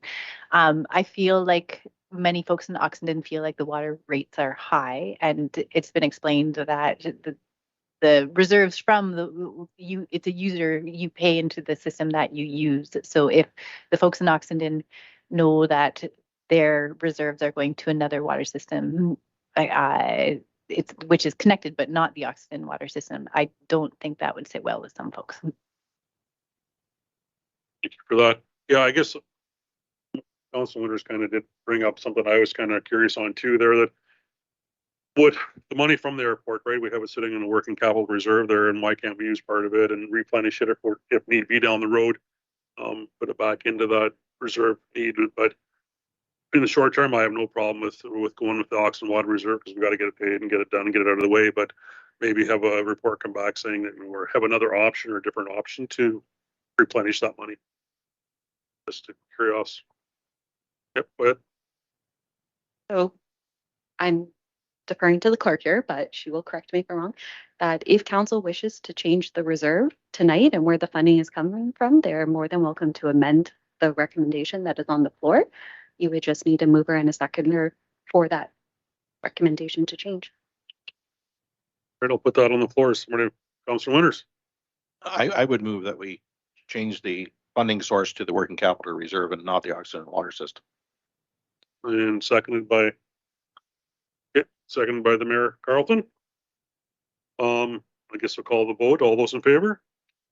That is carried. Good. I'll go back to the original. We'll go back to the original motion now, which we already had a seconder, mover and seconder on. I'll call the vote on the original motion. All those in favor? That is carried. Thank you. Good. All right, moving on. 8.2.2, FIN 2023-12 Water Billing Relief Policy. Recommendation reads that the revision to policy ENV 008-16 water billing relief be approved retroactive to May 1st, 2022 to properly reflect the township's current billing model, and that staff be directed to bring forward a bylaw to the June 21st, 2023 council meeting for consideration. Need a mover and a seconder. Council Winters, Councillor Coburn, and who would like to speak to this? Samantha? Samantha, go ahead. So through your chair, it was brought to our attention that when we changed our billing methodology back in May 2022, where all water consumption was being now paid for and no longer having a 0.5 or a 0.75 cubic meters included in the base rate, we had not updated this policy. We are bringing forward the policy today to be changed. Thank you. Any questions from council? No questions. I'll call the vote. All those in favor? That is carried. Thank you. All right, 8.3 in the planning department, 8.3.1 PL 2023-0.26 cloud permit planning module. Recommendation reads that council receive report PL 2023.26 cloud permit planning module for information, and that council approve waiving a bylaw 2019-047 being a bylaw for the procurement procurement of goods and services, and the council authorize staff to proceed with the purchase of the cloud permit planning module as presented through the 2023 budget. Need a mover and a seconder. Councillor Coburn, Councillor Day. Imagine the planner would like to speak to this. Go ahead, Michael. Thank you, Chair Pringle. Very excited to bring this report to council. As I'm sure the Committee of the Whole is aware, the building division already uses cloud permit for their building permit process. And I've had the experience of using the cloud permit programs in prior municipality. In fact, I helped to develop or fine tune those programs while there. The greatest thing I find with the cloud permit applications is that it really opens up the door for applicants or the citizens, residents, to work collaboratively with staff. It takes away that, okay, I'm coming to the counter, submitting a planning application, and it goes into the black hole of the planning department, and I don't know what's happening until it comes to a public meeting. The way the planning module is set up, it's very much like the building module actually, is it produces a project, and then the applicant works with the municipal planner, and together we go over what's required, other comments coming in from other agencies and things like that. And when everything is all said and done, then we press the buttons basically to formalize the application and to move that process forward. So it's very iterative between the applicant and staff. It also works really well for larger, more complex projects because it provides a workspace that say you're doing a plan of subdivision, and that plan of subdivision also has a zoning amendment that perhaps there's site plans that go with the condominium component or something like that. The way the program works is it marries everything together so that you have a general project base, and then all these applications are tied to a kind of a parent-child relationship. And the third thing that is really neat about this program is that because we already have cloud permit for building, having cloud permit for planning means that the two applications talk to each other. And right now, our chief building official or even our deputy chief contact myself as a planner and say, well, what's the zoning for this? And did an application occur?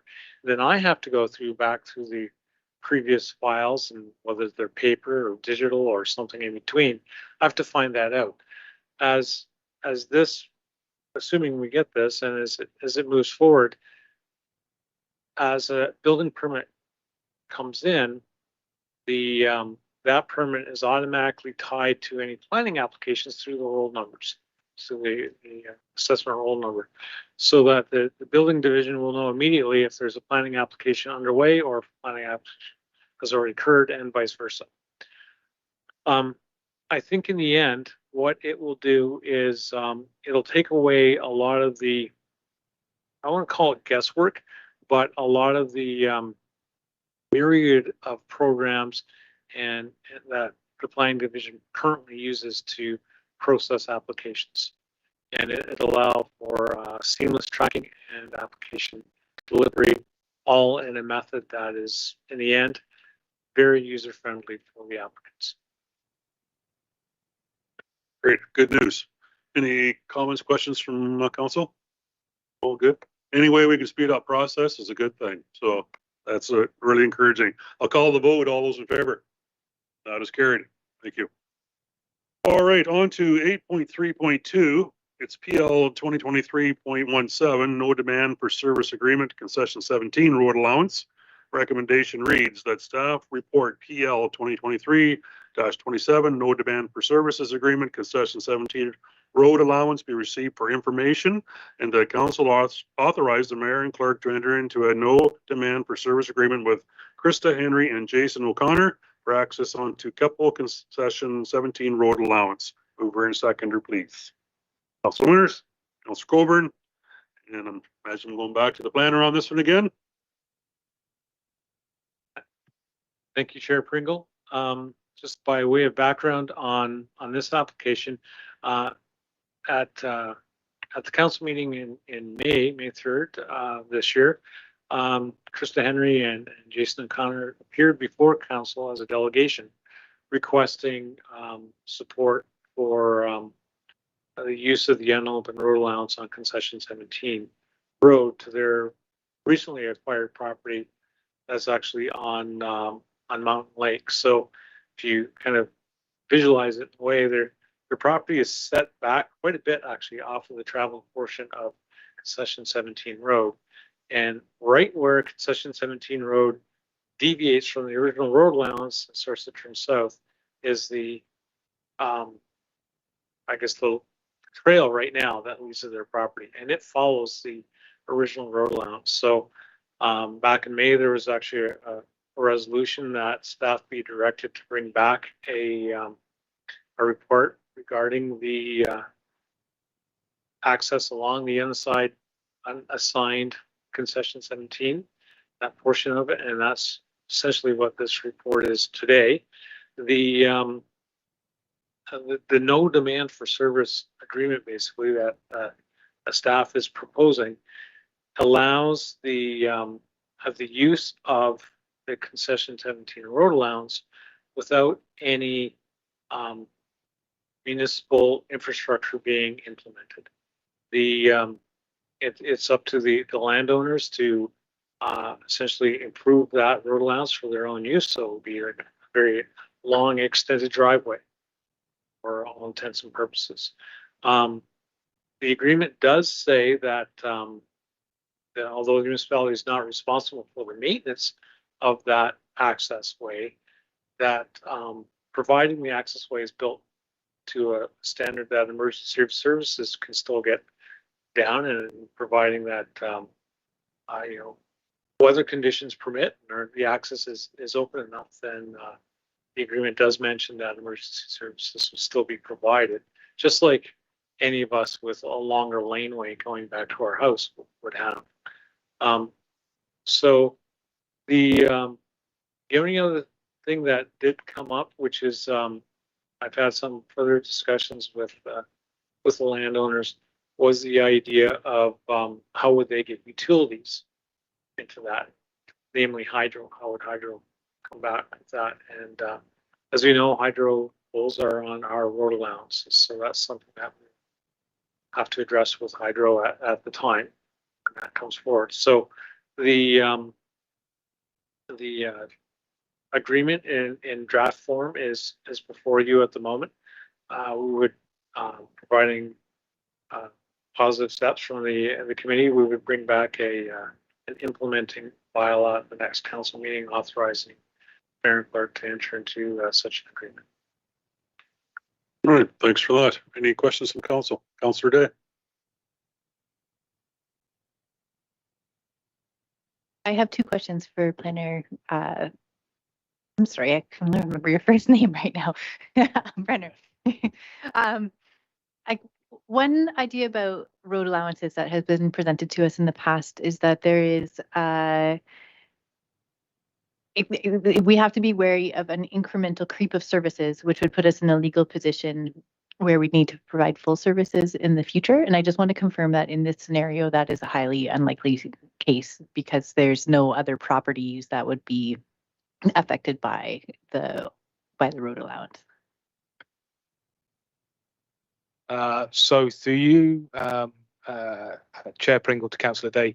So this one is a slightly odd one because the road allowance actually terminates at the corner of the property. So strictly speaking, the no service agreement turns a 90-degree corner to actually access this and impacts two road allowances, the one that runs east-west and the one that runs north-south. In theory, this could open up a potential access to the property to the south of the subject property. And so in theory, it could, but it would be very limited in its nature. And I don't believe that the way in which the no services agreement is written would restrict a similar agreement being entered into on the property to the south, but nor would it pave the way for that to occur. And it would be very limited. That was my quick question. My other question is about precedent for other scenarios, because we have so many other unopened road allowances in Georgian Bluffs. So I'll take a quick stab at that one. So this does conform, so through you, Chair Pringle, to Councillor Day, this does conform with the approved policy of council. So we're not contravening any policy or anything else like that, any direction. I think it is reasonable to say that we have a lot of unopened road allowance. However, much of it is not in a similar condition to this section of unopened road allowance. Much of it is not as geographically close to properties, and much of it leads to properties for which there is zero development potential because they are protected by other forms of protection. So environmental protection, such as provincially significant wetland, sections under the Niagara Escarpment Commission, and so on and so forth. And so I think, as the discussion early in May indicated, it is somewhat difficult to apply a blanket approach to dealing with these applications and yet provide flexibility to work with property owners who wish to live, work and play in the township. And so I don't feel that we are setting a precedent here. And indeed, if that precedent is one that is set, then it has already been set by limited service agreements that we already have. I don't believe that this erodes that precedent. I don't think it sets a precedent for that council or community needs to be overly concerned by at this point in time. But I think it is something that we as staff team and council have to be aware of as we see these applications coming in. Where are the potentials where they could be precedent set, and we do end up in situations which are not the intended outcome of these. But I don't feel that in this instance that would be one that we need to overly worry about. Thank you. Councillor Sholes. I only want to say a quick little tidbit here, and Councillor Day sort of just mentioned it, but I was only wanting to be weary about being equitable to everyone.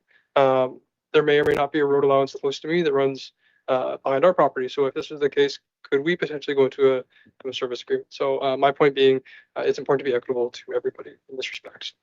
That's what I was sort of looking at.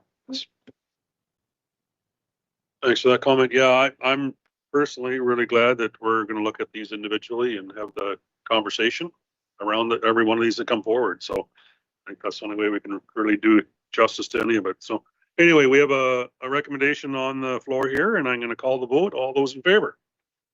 That is carried. Thank you.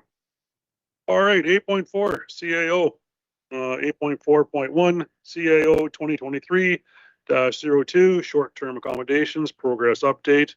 Recommendation reads that council directs staff to implement a volunteer registration program for short-term accommodation providers in the township of Georgian Bluffs, and that revenue raised from the registration process be placed in a reserve account to support future work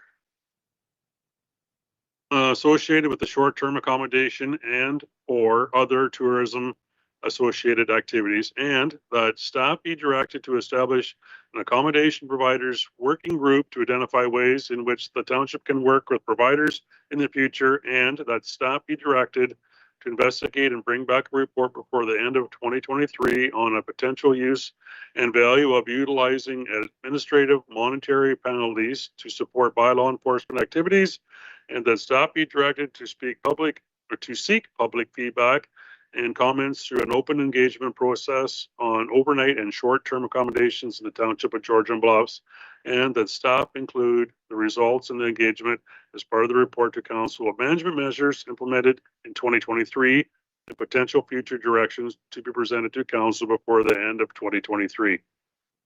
Mover and seconder. Councillor Winters. Councillor Shouldice. And I'm probably going to go to CAO here.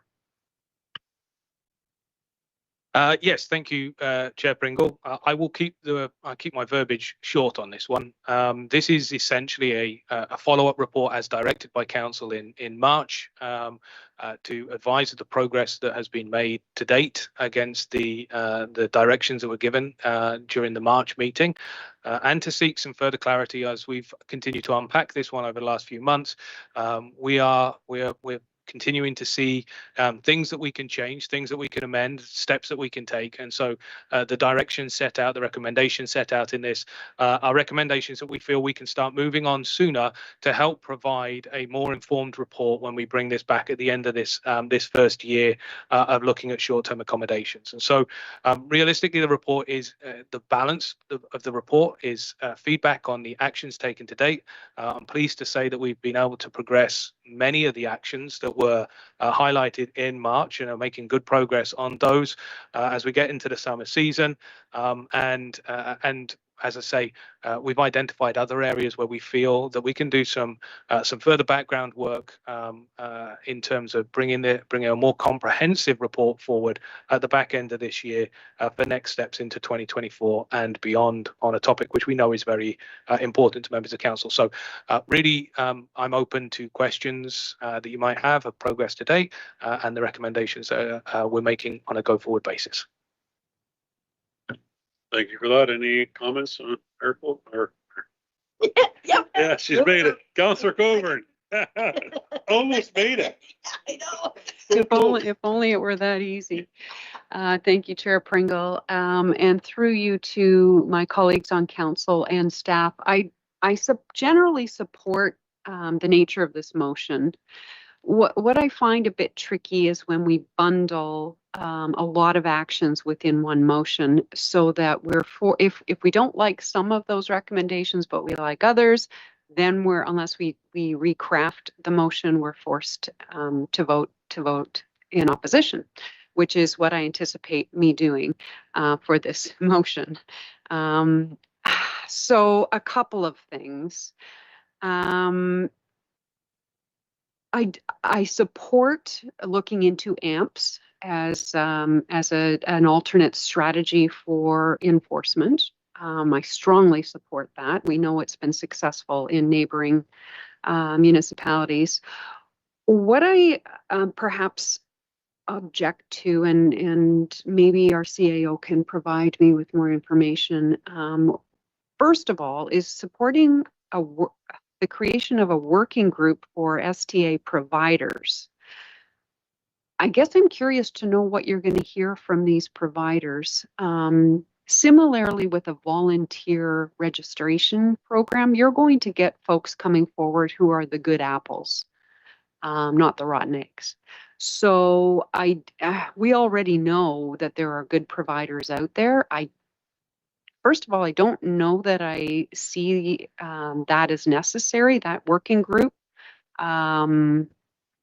But also, where's the working group for the folks who are negatively impacted by these establishments? Where's that working group? I feel like we're supporting the providers on one hand, and on the other hand, we're saying some of these, not all of them, of course, but some of them are the ones that are providing or causing a lot of negative impacts for their neighbors. So where's the working group for those folks? I'll leave it at that for those two concerns. Why do we need a working group for STA providers, and what do we see as getting out of that working group? So through you, Chair Pringle, Councillor Coburn, thank you for the questions. I'm actually going to add three answers. So you asked two questions, I'm going to give you three answers. The first one is to the first question. So as a point of clarity, all that would need to be taken to address each recommendation in its own right would be just a motion to address it. In fact, I don't even think it needs to be a motion. I think it's a request to address each one in its own right. So they can be broken out very, very simply, and anyone may table an amendment to any one of those individually without having to overturn the balance of the motion. So if it is if there's a desire, council, and I believe I can't see the clerk tonight because we've had to shift forward slightly. So if the clerk is nodding and sticking thumbs up, then we can deal with those individually. So that was answer number one. Answer number two, around the working group. So really, what we're trying to achieve here is, and I think I reflect back briefly, we haven't heard from many short-term accommodation providers to date. And I reflect back to the conversation that we had one of the council meetings earlier on this year, where there were a couple of accommodation providers here who said they would love to work with us in trying to manage and help manage the bad apples. So the closest I can get to in this one is I was a mountain biker for many, many years. If you are a hiker, you may dislike mountain bikers because we tend to sneak up on you. We come thumping downhill, and we also like to build little rumps and bumps and derms and all kinds of fun things on trails, which make our lives more exciting. However, that's not appropriate everywhere. One of the best ways of working with mountain bikers who tended to cause problems for other users was to work with the mountain bikers. The same applies to rock climbers in Ontario, working positively with the rock climbing community to manage the rock climbing community is the best way because they have the knowledge of the pressures that that industry and that use is taking. And so I think that working with the accommodation providers gives us an insight into an industry which, to be honest, we don't know a great deal about here at the township, which is what our tourism sector looks like. What is our tourism business? What are the industries that it supports? We know that many of these places employ cleaners on a week-to-week basis, landscape gardeners on a week-to-week basis. So we need to understand a little bit more about that industry so that we're able to provide some information back to council. And so I think working with this group is an opportunity for us to look at the ways in which we can work with the industry to regulate the industry. And so I see this as part of the solution. Certainly do not see this as being the only voice that we listen to. And so the balance of this report really is around how we're listening to other residents. And so I'd like to draw some attention to some of that, if I may briefly. So we are planning on a very full and open engagement, which will invite a range of views on these things from residents, from people that work in the area, from people that live in the area, people that visit the area, in terms of the ways in which they're working. This Friday, we start our proactive security patrols, which will be monitoring 100 properties on a night-to-night basis through the township. We are continuing to respond to complaints and concerns that are raised by residents on a daily basis. So we are very, very open to hearing from residents who are experiencing challenges with these. We're very, very responsive. In fact, this afternoon, we received a complaint, and that complaint was investigated inside 20 minutes. And so we're very, very responsive to the concerns and complaints that we're receiving from members of the public and residents in the community. And so I would encourage anyone to reach out to us. In terms of a formal working group, we're probably going to get one meeting of this working group done between now and the time we come back to you in the late part of this year. We anticipate having, as I say, that public engagement, and I would anticipate that in the way in which we do other things, we will include open town halls for that in various different communities across the township. And so there will be lots of opportunity for members of the public who wish to express concerns, questions, comments, support for short-term accommodations to be voiced. So really, this is just part of that package. It's by no means the only part of the package, but it is talking about an area that we lack the understanding and knowledge of internally at this point in time. So it's an opportunity for that to come forward. I should stress, we don't know if it's going to be successful. So we have no idea whether anybody's going to want to participate in this at all. The other thing I briefly reflect on is we are looking somewhat towards the future. And so if, for example, something along the lines of a MAT tax was ever to be considered in Georgian Bluffs, that needs a group of tourism providers. And so if we ended up going down the route of a MAT tax at some point in the future, and I'm way ahead of where we might go in terms of recommendations, but setting that foundation up right now seems to me to be a sensible bet for us to follow. Scrover. Thank you, Niall. I appreciate your comments. I don't necessarily agree with them. Respectfully, I think if we're going to have a working group, it only makes sense in terms of equity to include folks who have been negatively impacted. I don't know that we need the data from the providers. We have it all around us in other municipalities who have been more progressive and proactive in dealing with this problem than we have been. And I think the data is available to us. So I'm so far not convinced that my mind is being changed on the working group unless we make it a more inclusive working group and include regular folks who may be impacted by these kinds of neighbors. But moving on, I also am a bit skeptical in the volunteer program for many of the same reasons. I think we're going to get folks coming forward who are already doing the right thing. So why are we asking them to pay while the ones who want to fly under the radar can push it off for another season or another year. I have been in favor of implementing a registration and licensing system all along, implementing it this year, and I'm having a hard time seeing where a voluntary program is doing anything other than making the good ones out there feel like they have to pay in advance of everyone else. So through you, Chair Pringle. So I'm going to reflect back. I believe that the consensus of opinion in the conversation at council in March was to take a first step at trying a voluntary program. That's what this first step is. But say this does not preclude the potential for us to move to a regulatory system or a licensing system at some point in the future. We have done some background work as a staff team looking at what licensing programs look at. And generally speaking, you pay a license and you get some service for that license. And the sorts of services that are typically provided are things like septic and water inspections, things like accommodation inspections, fire inspections, and so on and so forth. That's simply something we do not have the capacity to onboard at this point in time. Having said that, of course, that is something that if we were to pursue a licensing program or a registration program in the future, we would definitely be able to look at the financial modeling for. So this is in response to the request that was made in March to consider something rather than nothing. And we feel that trying to see if we can start the conversation with these providers, which is ultimately what a licensing system would do, that this is a way for us to be able to start that conversation with a sector and see how well supported or not it may be, which would be informational towards a future next step.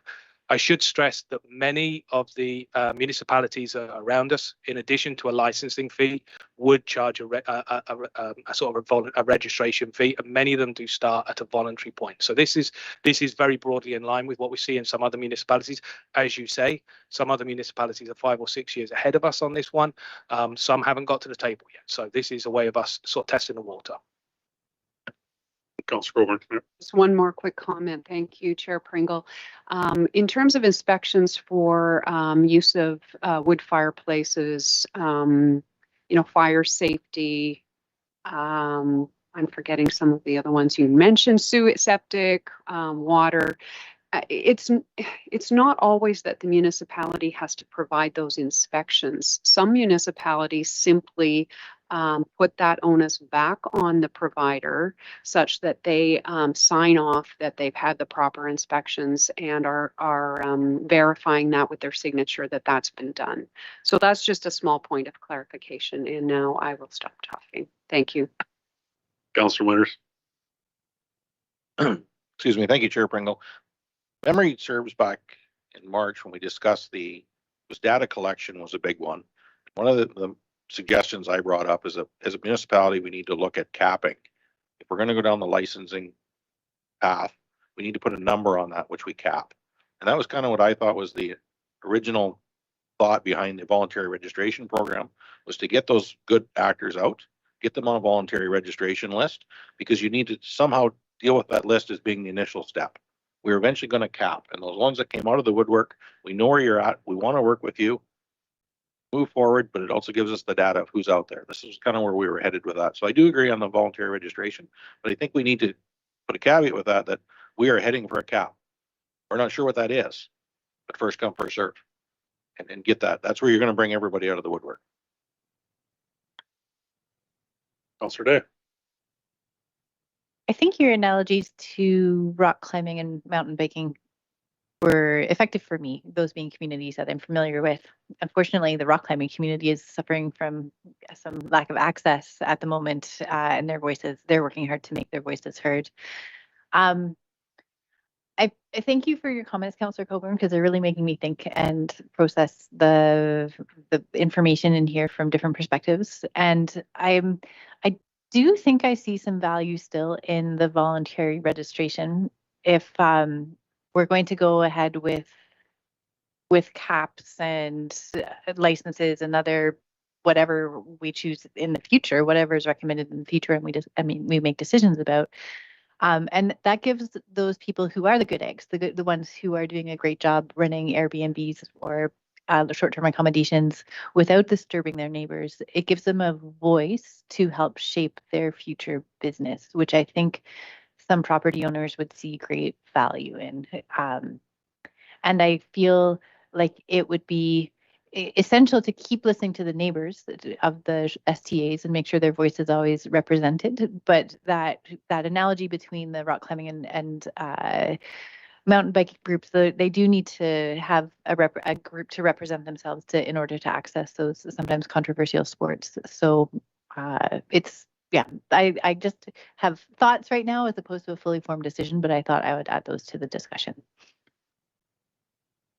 Thanks for that. Any further comments? Yeah, go ahead. Councillor. Everyone here kind of knows my thoughts on this topic. Maria has heard me speak on this. You guys all know what I have to say. Also, I didn't know you're a mountain biker. That's really cool. I also have shout out Sawmill Trails, great ski trails, also great single track. That's all I'm going to say. I will caveat it by saying I was a good mountain biker. I am now slightly rounder and older than I was. Shout out Sawmill Trails. That's all I'm going to say. Yeah, I can't agree more with what Councillor Colburn has said. I echo everything you're saying. I think that in terms of registration, you guys all know my perspective on that. Tax as well. Everybody has my understanding, but I appreciate what you had to say in that it's important to get things started and maybe collect data for future use in next year. Thanks for that. Anything else? Yeah, so I'm the same too. I'm taking what we're asking here as kind of a starting point to get this started. Let's get the process going. I like the idea of the cap too, that we're only going to say whatever that limit's going to be, that may spur some people on that want to be in part of this business to maybe move forward and get registered, right? So that's a positive too. You did mention that we do have bylaw enforcement going to be rolling around much more, and you said there's 100. You said 100. Yes, so through you, Chair Pringle, we have a capacity at this point to 100.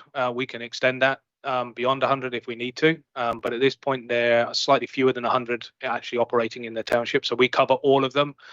We will be making door-by-door visits to all 100 3 times a weekend between the hours of 9 p.m. and 1 a.m. So we're particularly monitoring there for parking concerns, garbage concerns, noise concerns, fire concerns, and those sorts of things are the key targets for that time of night. You know, that's the time where if you're up here on a Friday night, you've had enough time to unpack and crack open a 2-4. And so we're going to have staff on the ground driving past all of those properties, window down, to make sure that we're recording issues. They're not going to focus and ignore any other issues that are out and about, but this is the primary reason for them being out and about on the ground. Perfect. Thanks for that. So that's good news. All right. I guess the recommendation from Councillor Colburn on the floor is to separate them all. Is that, we'll still move that forward? Is there 4 recommendations there? Acting clerk there? Do you want me to read each one separately? Where do I go? Through you, Deputy Mayor Pringle, there appear to be 6 different proposals contained within this motion. I would suggest that as there is a mover and seconder on the floor being Councillor Winters and Councillor Scholdeis, that those be the mover and seconders for the first part of the recommendation, and that each recommendation or proposal rather thereafter will have a new mover and seconder, and you'll have to call the vote on each of those separately and get mover and seconders separately for all 6. Thanks for that. So for my clarity there, would you like to read the recommendation that we'd like to vote on so I don't have to get around? Through you, Deputy Mayor Pringle, I would be happy to assist. So the first recommendation is that Council direct staff to implement a voluntary registration program for short-term accommodation providers in the Township of Georgian Bluffs. That was moved by Councillor Winters and seconded by Councillor Scholdeis. All right. Any conversation or discussion? Call the vote. All those in favor? That is carried. And opposed? 2. Still carried. The second proposal reads that that revenue raised through the registration process be placed into a reserve account to support future work associated with short-term accommodation and or other tourism associated activities. I need a mover and a seconder. Or Mayor Carlton, Counselor Day, any discussion? Call the vote, all those in favor? That is carried. The third proposal, that staff be directed to establish an accommodation providers working group to identify ways in which the township can work with providers in the future. Mover and a seconder, Counselor Winters, Counselor Day, any discussion? Nope. Counselor Coburn, I'd like to amend that to read that we include regular members of the regular public in that working group so that it's not just a working group of providers.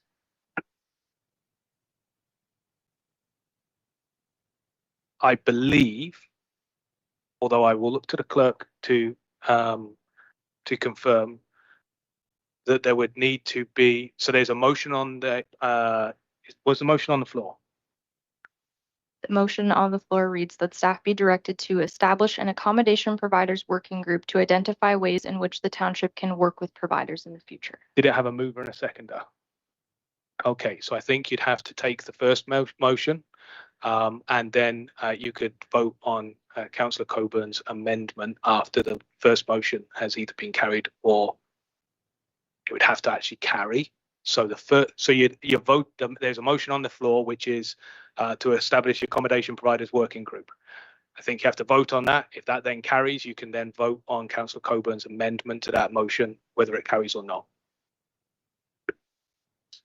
Oh, blimey, look at me getting it wrong. Through you, Deputy Mayor Pringle. So yes, the motion is on the floor, and prior to it being voted on, any amendments can be proposed. Amendment does need to be voted on in advance of the original question as amended. so I'm just amending it to read that the working group include a cross section of how do I say this, Carly? I want to say regular folks, residents, and that it not be a working group specifically for providers. Thank you. A good cross section of our residents.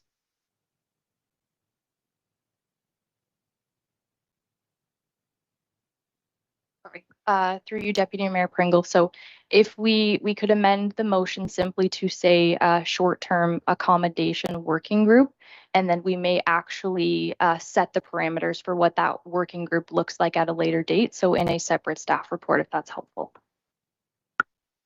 Okay, so I still need a mover and a seconder to the amendment. Need a mover, Councillor Coburn and Councillor Shouldice. I'll call any discussion. Call the vote. All those in favor? That is carried. And on the original motion, a recommendation, I need to call the vote. All those in favor? That is carried. And then opposed. I don't like saying that one. Okay, on to number 4. All right. That staff be directed to investigate and bring back a report before the end of 2023 on the potential use and value of utilizing administrative monetary penalties to support bylaw enforcement activities related to short-term accommodation. Thank you. Mover and a seconder. Councillor Coburn, Councillor Shouldice. I will call the vote. All those in favor? That is carried. Number 5, that staff be directed to seek public feedback and comments through an open engagement process on overnight and short-term accommodations in the township of Georgian Bluffs. Mover and seconder. Councillor Winters, Councillor Day. Any discussion? Yep, go ahead. Is it pretty clear where the public can go to? Like, do they be able to make it public where they know to say, please contact GB if you have any? So through you, Chair Pringle, I believe it's we can certainly do extra efforts in promoting the ways in which people can get in touch with us through if they have concerns and comments on a day-to-day basis, and that's something that we'll certainly be paying some focus to over the next few weeks as we start onboarding the software provider.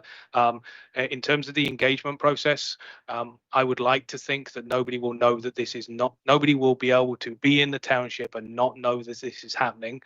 We will be promoting it far and wide on our website, social media channels, and through regular media channels, so people will know that they're able to participate.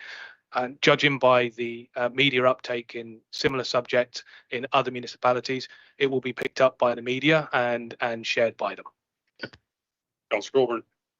Do we anticipate any regular mail outs, our newsletter, our tax notices? This is exactly the kind of thing I think people would read if it were part of that newsletter. Timing wise, could not be better. So staff have planned to include this as an update on the tax mail out, which will be going out in the next few weeks. Perfect. Any other comments? Call the vote. All those in favor? It's carried. Thank you. Sixth and final, that staff include the results of the public engagement as part of a report to council of management measures implemented in 2023 and potential future directions to be presented to council before the end of 2023. Mover and seconder. Mr. Day. Roll dice. Any discussion? Call the vote. All those in favor? That is carried.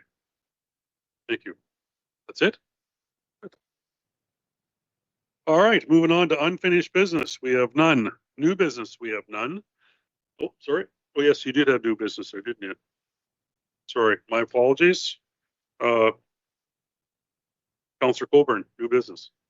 So, having missed a closed session at our meeting on May 17th, I have been on a journey, I'm going to call it, to get updated on what was discussed during that closed session. And I gotta say, after several requests and not getting anywhere, I now understand why our general public say it's so hard to get information and what's going on behind closed doors. And I have to say, I found it a bit discouraging that a council member had to jump through a lot of hoops to be updated on closed session discussions because I happened to have missed that meeting. I'm a rule follower, and I appreciate that we have bylaws and procedures that we need to follow. But when those procedure bylaws are prohibitive of sharing information and when they make the task of getting that information onerous, then I think we have a problem. I can't do my job if I don't have access to the information that I need. So I guess I'm just asking, apparently our procedure bylaw says that we have to seek council's permission to view the recording of a closed session if we happen to have missed it to get caught up. I'm requesting that council grant that request, and then down the road, I would like us to address this policy so that it is less onerous for us to access the information that we need. Thank you. All right, thanks for that. Look at the clerk here or the CAO. Next up. Yeah, so I think council need to vote on the request that Councillor Coburn has raised at this one. I think it is fair to say that this has been a bit of a journey and has identified closed session is closed session for very valid reasons, and there is a policy that dictates what we can and can't do with closed session. I think it is reasonable to say that that policy could do with being tweaked as a result of the journey that we've been on over the last few days. It's not so much that the policy says the council must approve this, but council have a policy which restricts closed session materials to a very, very narrow audience. And so that actually includes members of council who weren't at those meetings. And so I think we do need to address the policy, and I believe that Councillor Coburn will be raising that under the next agenda item. But I think at this point in time, it's up to council whether they're going to grant the access to those materials on that day. We need a mover and a seconder for that, Carly, or we just can vote on that? Through you, Deputy Mayor Pringle, I would suggest that a motion would read that the clerk be authorized to release the closed session recording of the May 17th, 2023 closed session meeting to Councillor Cathy Moore Coburn. Mover and a second. Roll dice, Councillor Coburn and Councillor Day. You got a question? Oh, you just move. Okay, no. Oh, you okay? So I'm just going to speak on behalf of our colleague, Councillor Thompson, who also missed that meeting. Would it make sense for us just to grant that to him as well while we're doing it? Or will we, if he chooses to come forward, will he jump through the same hoops that I jumped through? Does that make any sense? Yep, CAO.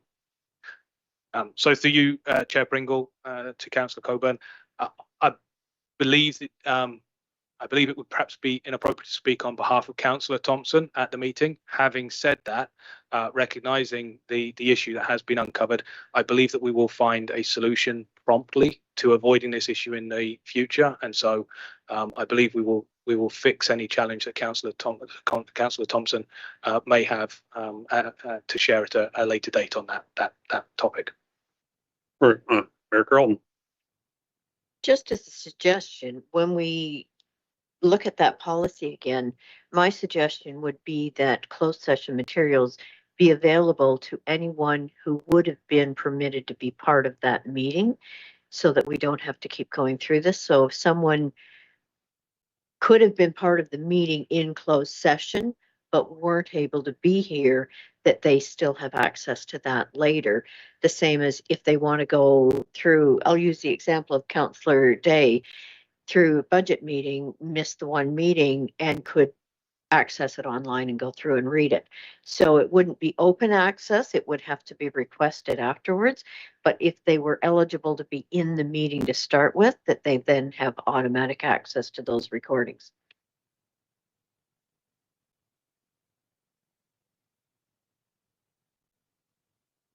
We'll see where the deliberation's going here.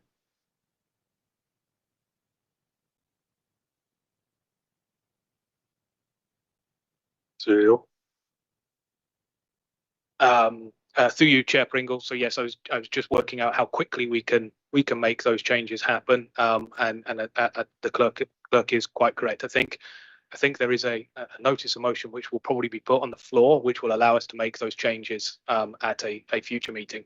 I don't anticipate that these are changes that will take us a long time to implement them. Councillor Coburn. Sorry to throw a wrench in it. I was just going to recommend that since we've had this discussion and it was on the agenda as an addition, that we go ahead and direct staff at this point to work on that, tweaks on that policy, rather than me crafting another notice of motion, because I think I have 4 now that I've committed to bring back. I'm being lazy, but is there any way we can do it as a staff direction at this point?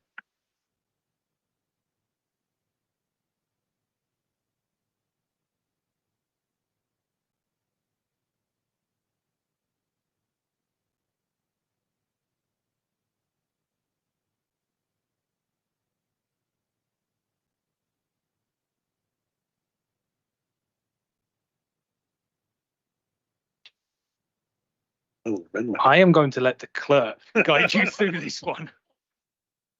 I think we can make it happen. Through you, Deputy Mayor Pringle, if I could, wondering what the amendment to the policy would look like. Is this a one-liner that would propose that access can be requested by members of council, subject to some type of request process that is granted by perhaps the mayor and CAO? Just wondering if you have any thoughts about what the specific amendment to the policy would look like, and then the changes can be made if there's something specific you'd like to see happen.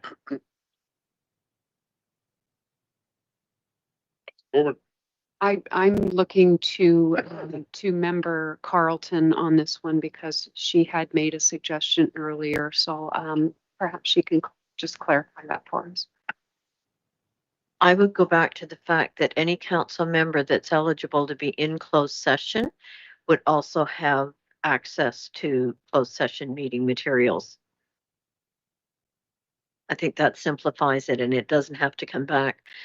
I don't think the mayor and CAO need to be dealing with that all the time. The clerk's quite able to look and see that it's a council member who could have been taken part in that meeting if they were here, so they should have access to those recordings.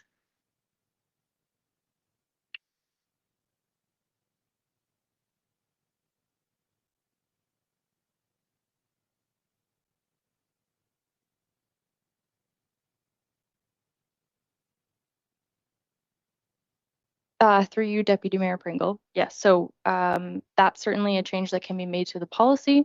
That can be strengthened.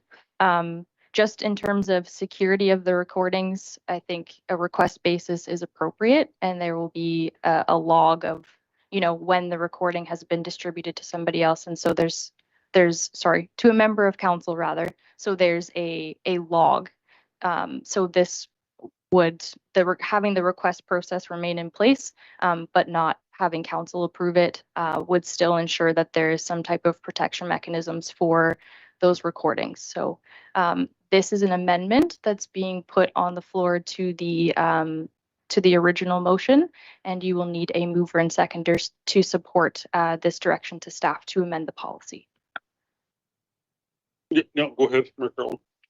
Sorry, just to add something else. So in the event, and maybe, I don't know how you would word this in there, but thinking in terms of a council member who had declared a conflict during closed session and had stepped out, that they would not be eligible to watch that closed session later. So just need a clarification. And I would be happy to make that motion. Thank you for that. Yeah, I'm in agreement with should be followed up with some sort of security on that piece. So that's good too. So Mayor Carlton has moved the motion. Need a seconder. Councillor Winters. I'll call the vote. All those in favor on the amendment? That is carried. And back to the original motion, which we have a mover and a seconder already. All the vote on that. All those in favor? That is carried. All right. Notice of motion. We have a few. Who would like to start? Yes. I'm working in the emerge tonight, so on the basis of keeping an emerge open, I'll go first.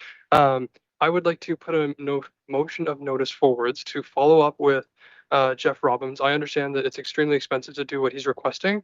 I think that if we can direct staff to go back and contact even Rick Byers, our MPP, who shout out to him, he was here tonight in the audience, to see if there's any provincial level funding or federal level funding that we could attain to help assist with that, possible.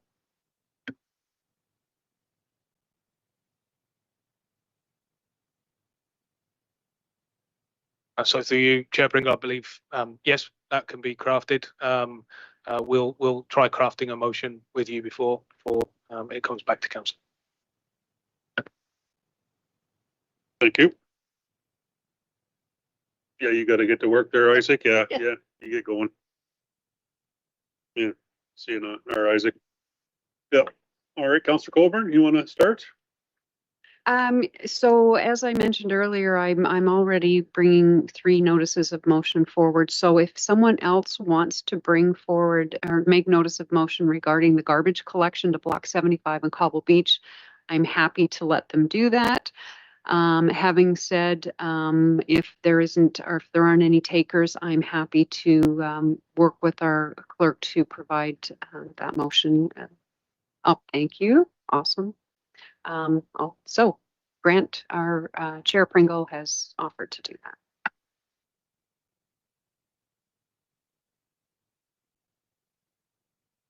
Okay.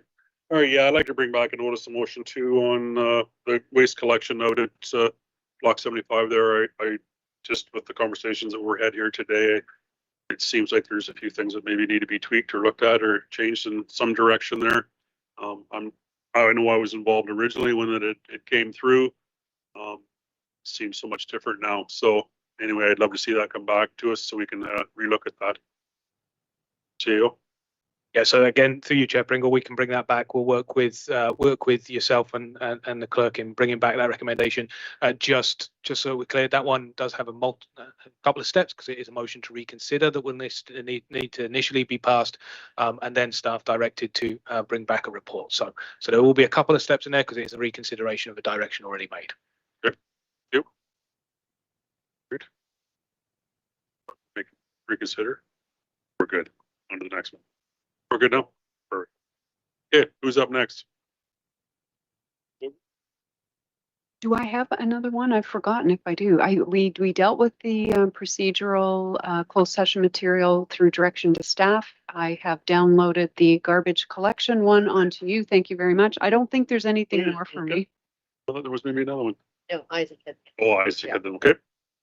All right. No other further notice of motions. We're all good there. All right. Closed session. We are nil. Date of the next meeting. Council will meet as regular scheduled on June the 21st of 2023 at 5 p.m. If there is no further business, I will now call for an adjournment of this meeting. Need a mover and a seconder. Councillor Colburn, Councillor Day. Any discussion? All right, I'll call the vote. All those in favor? It's carried. Thank you.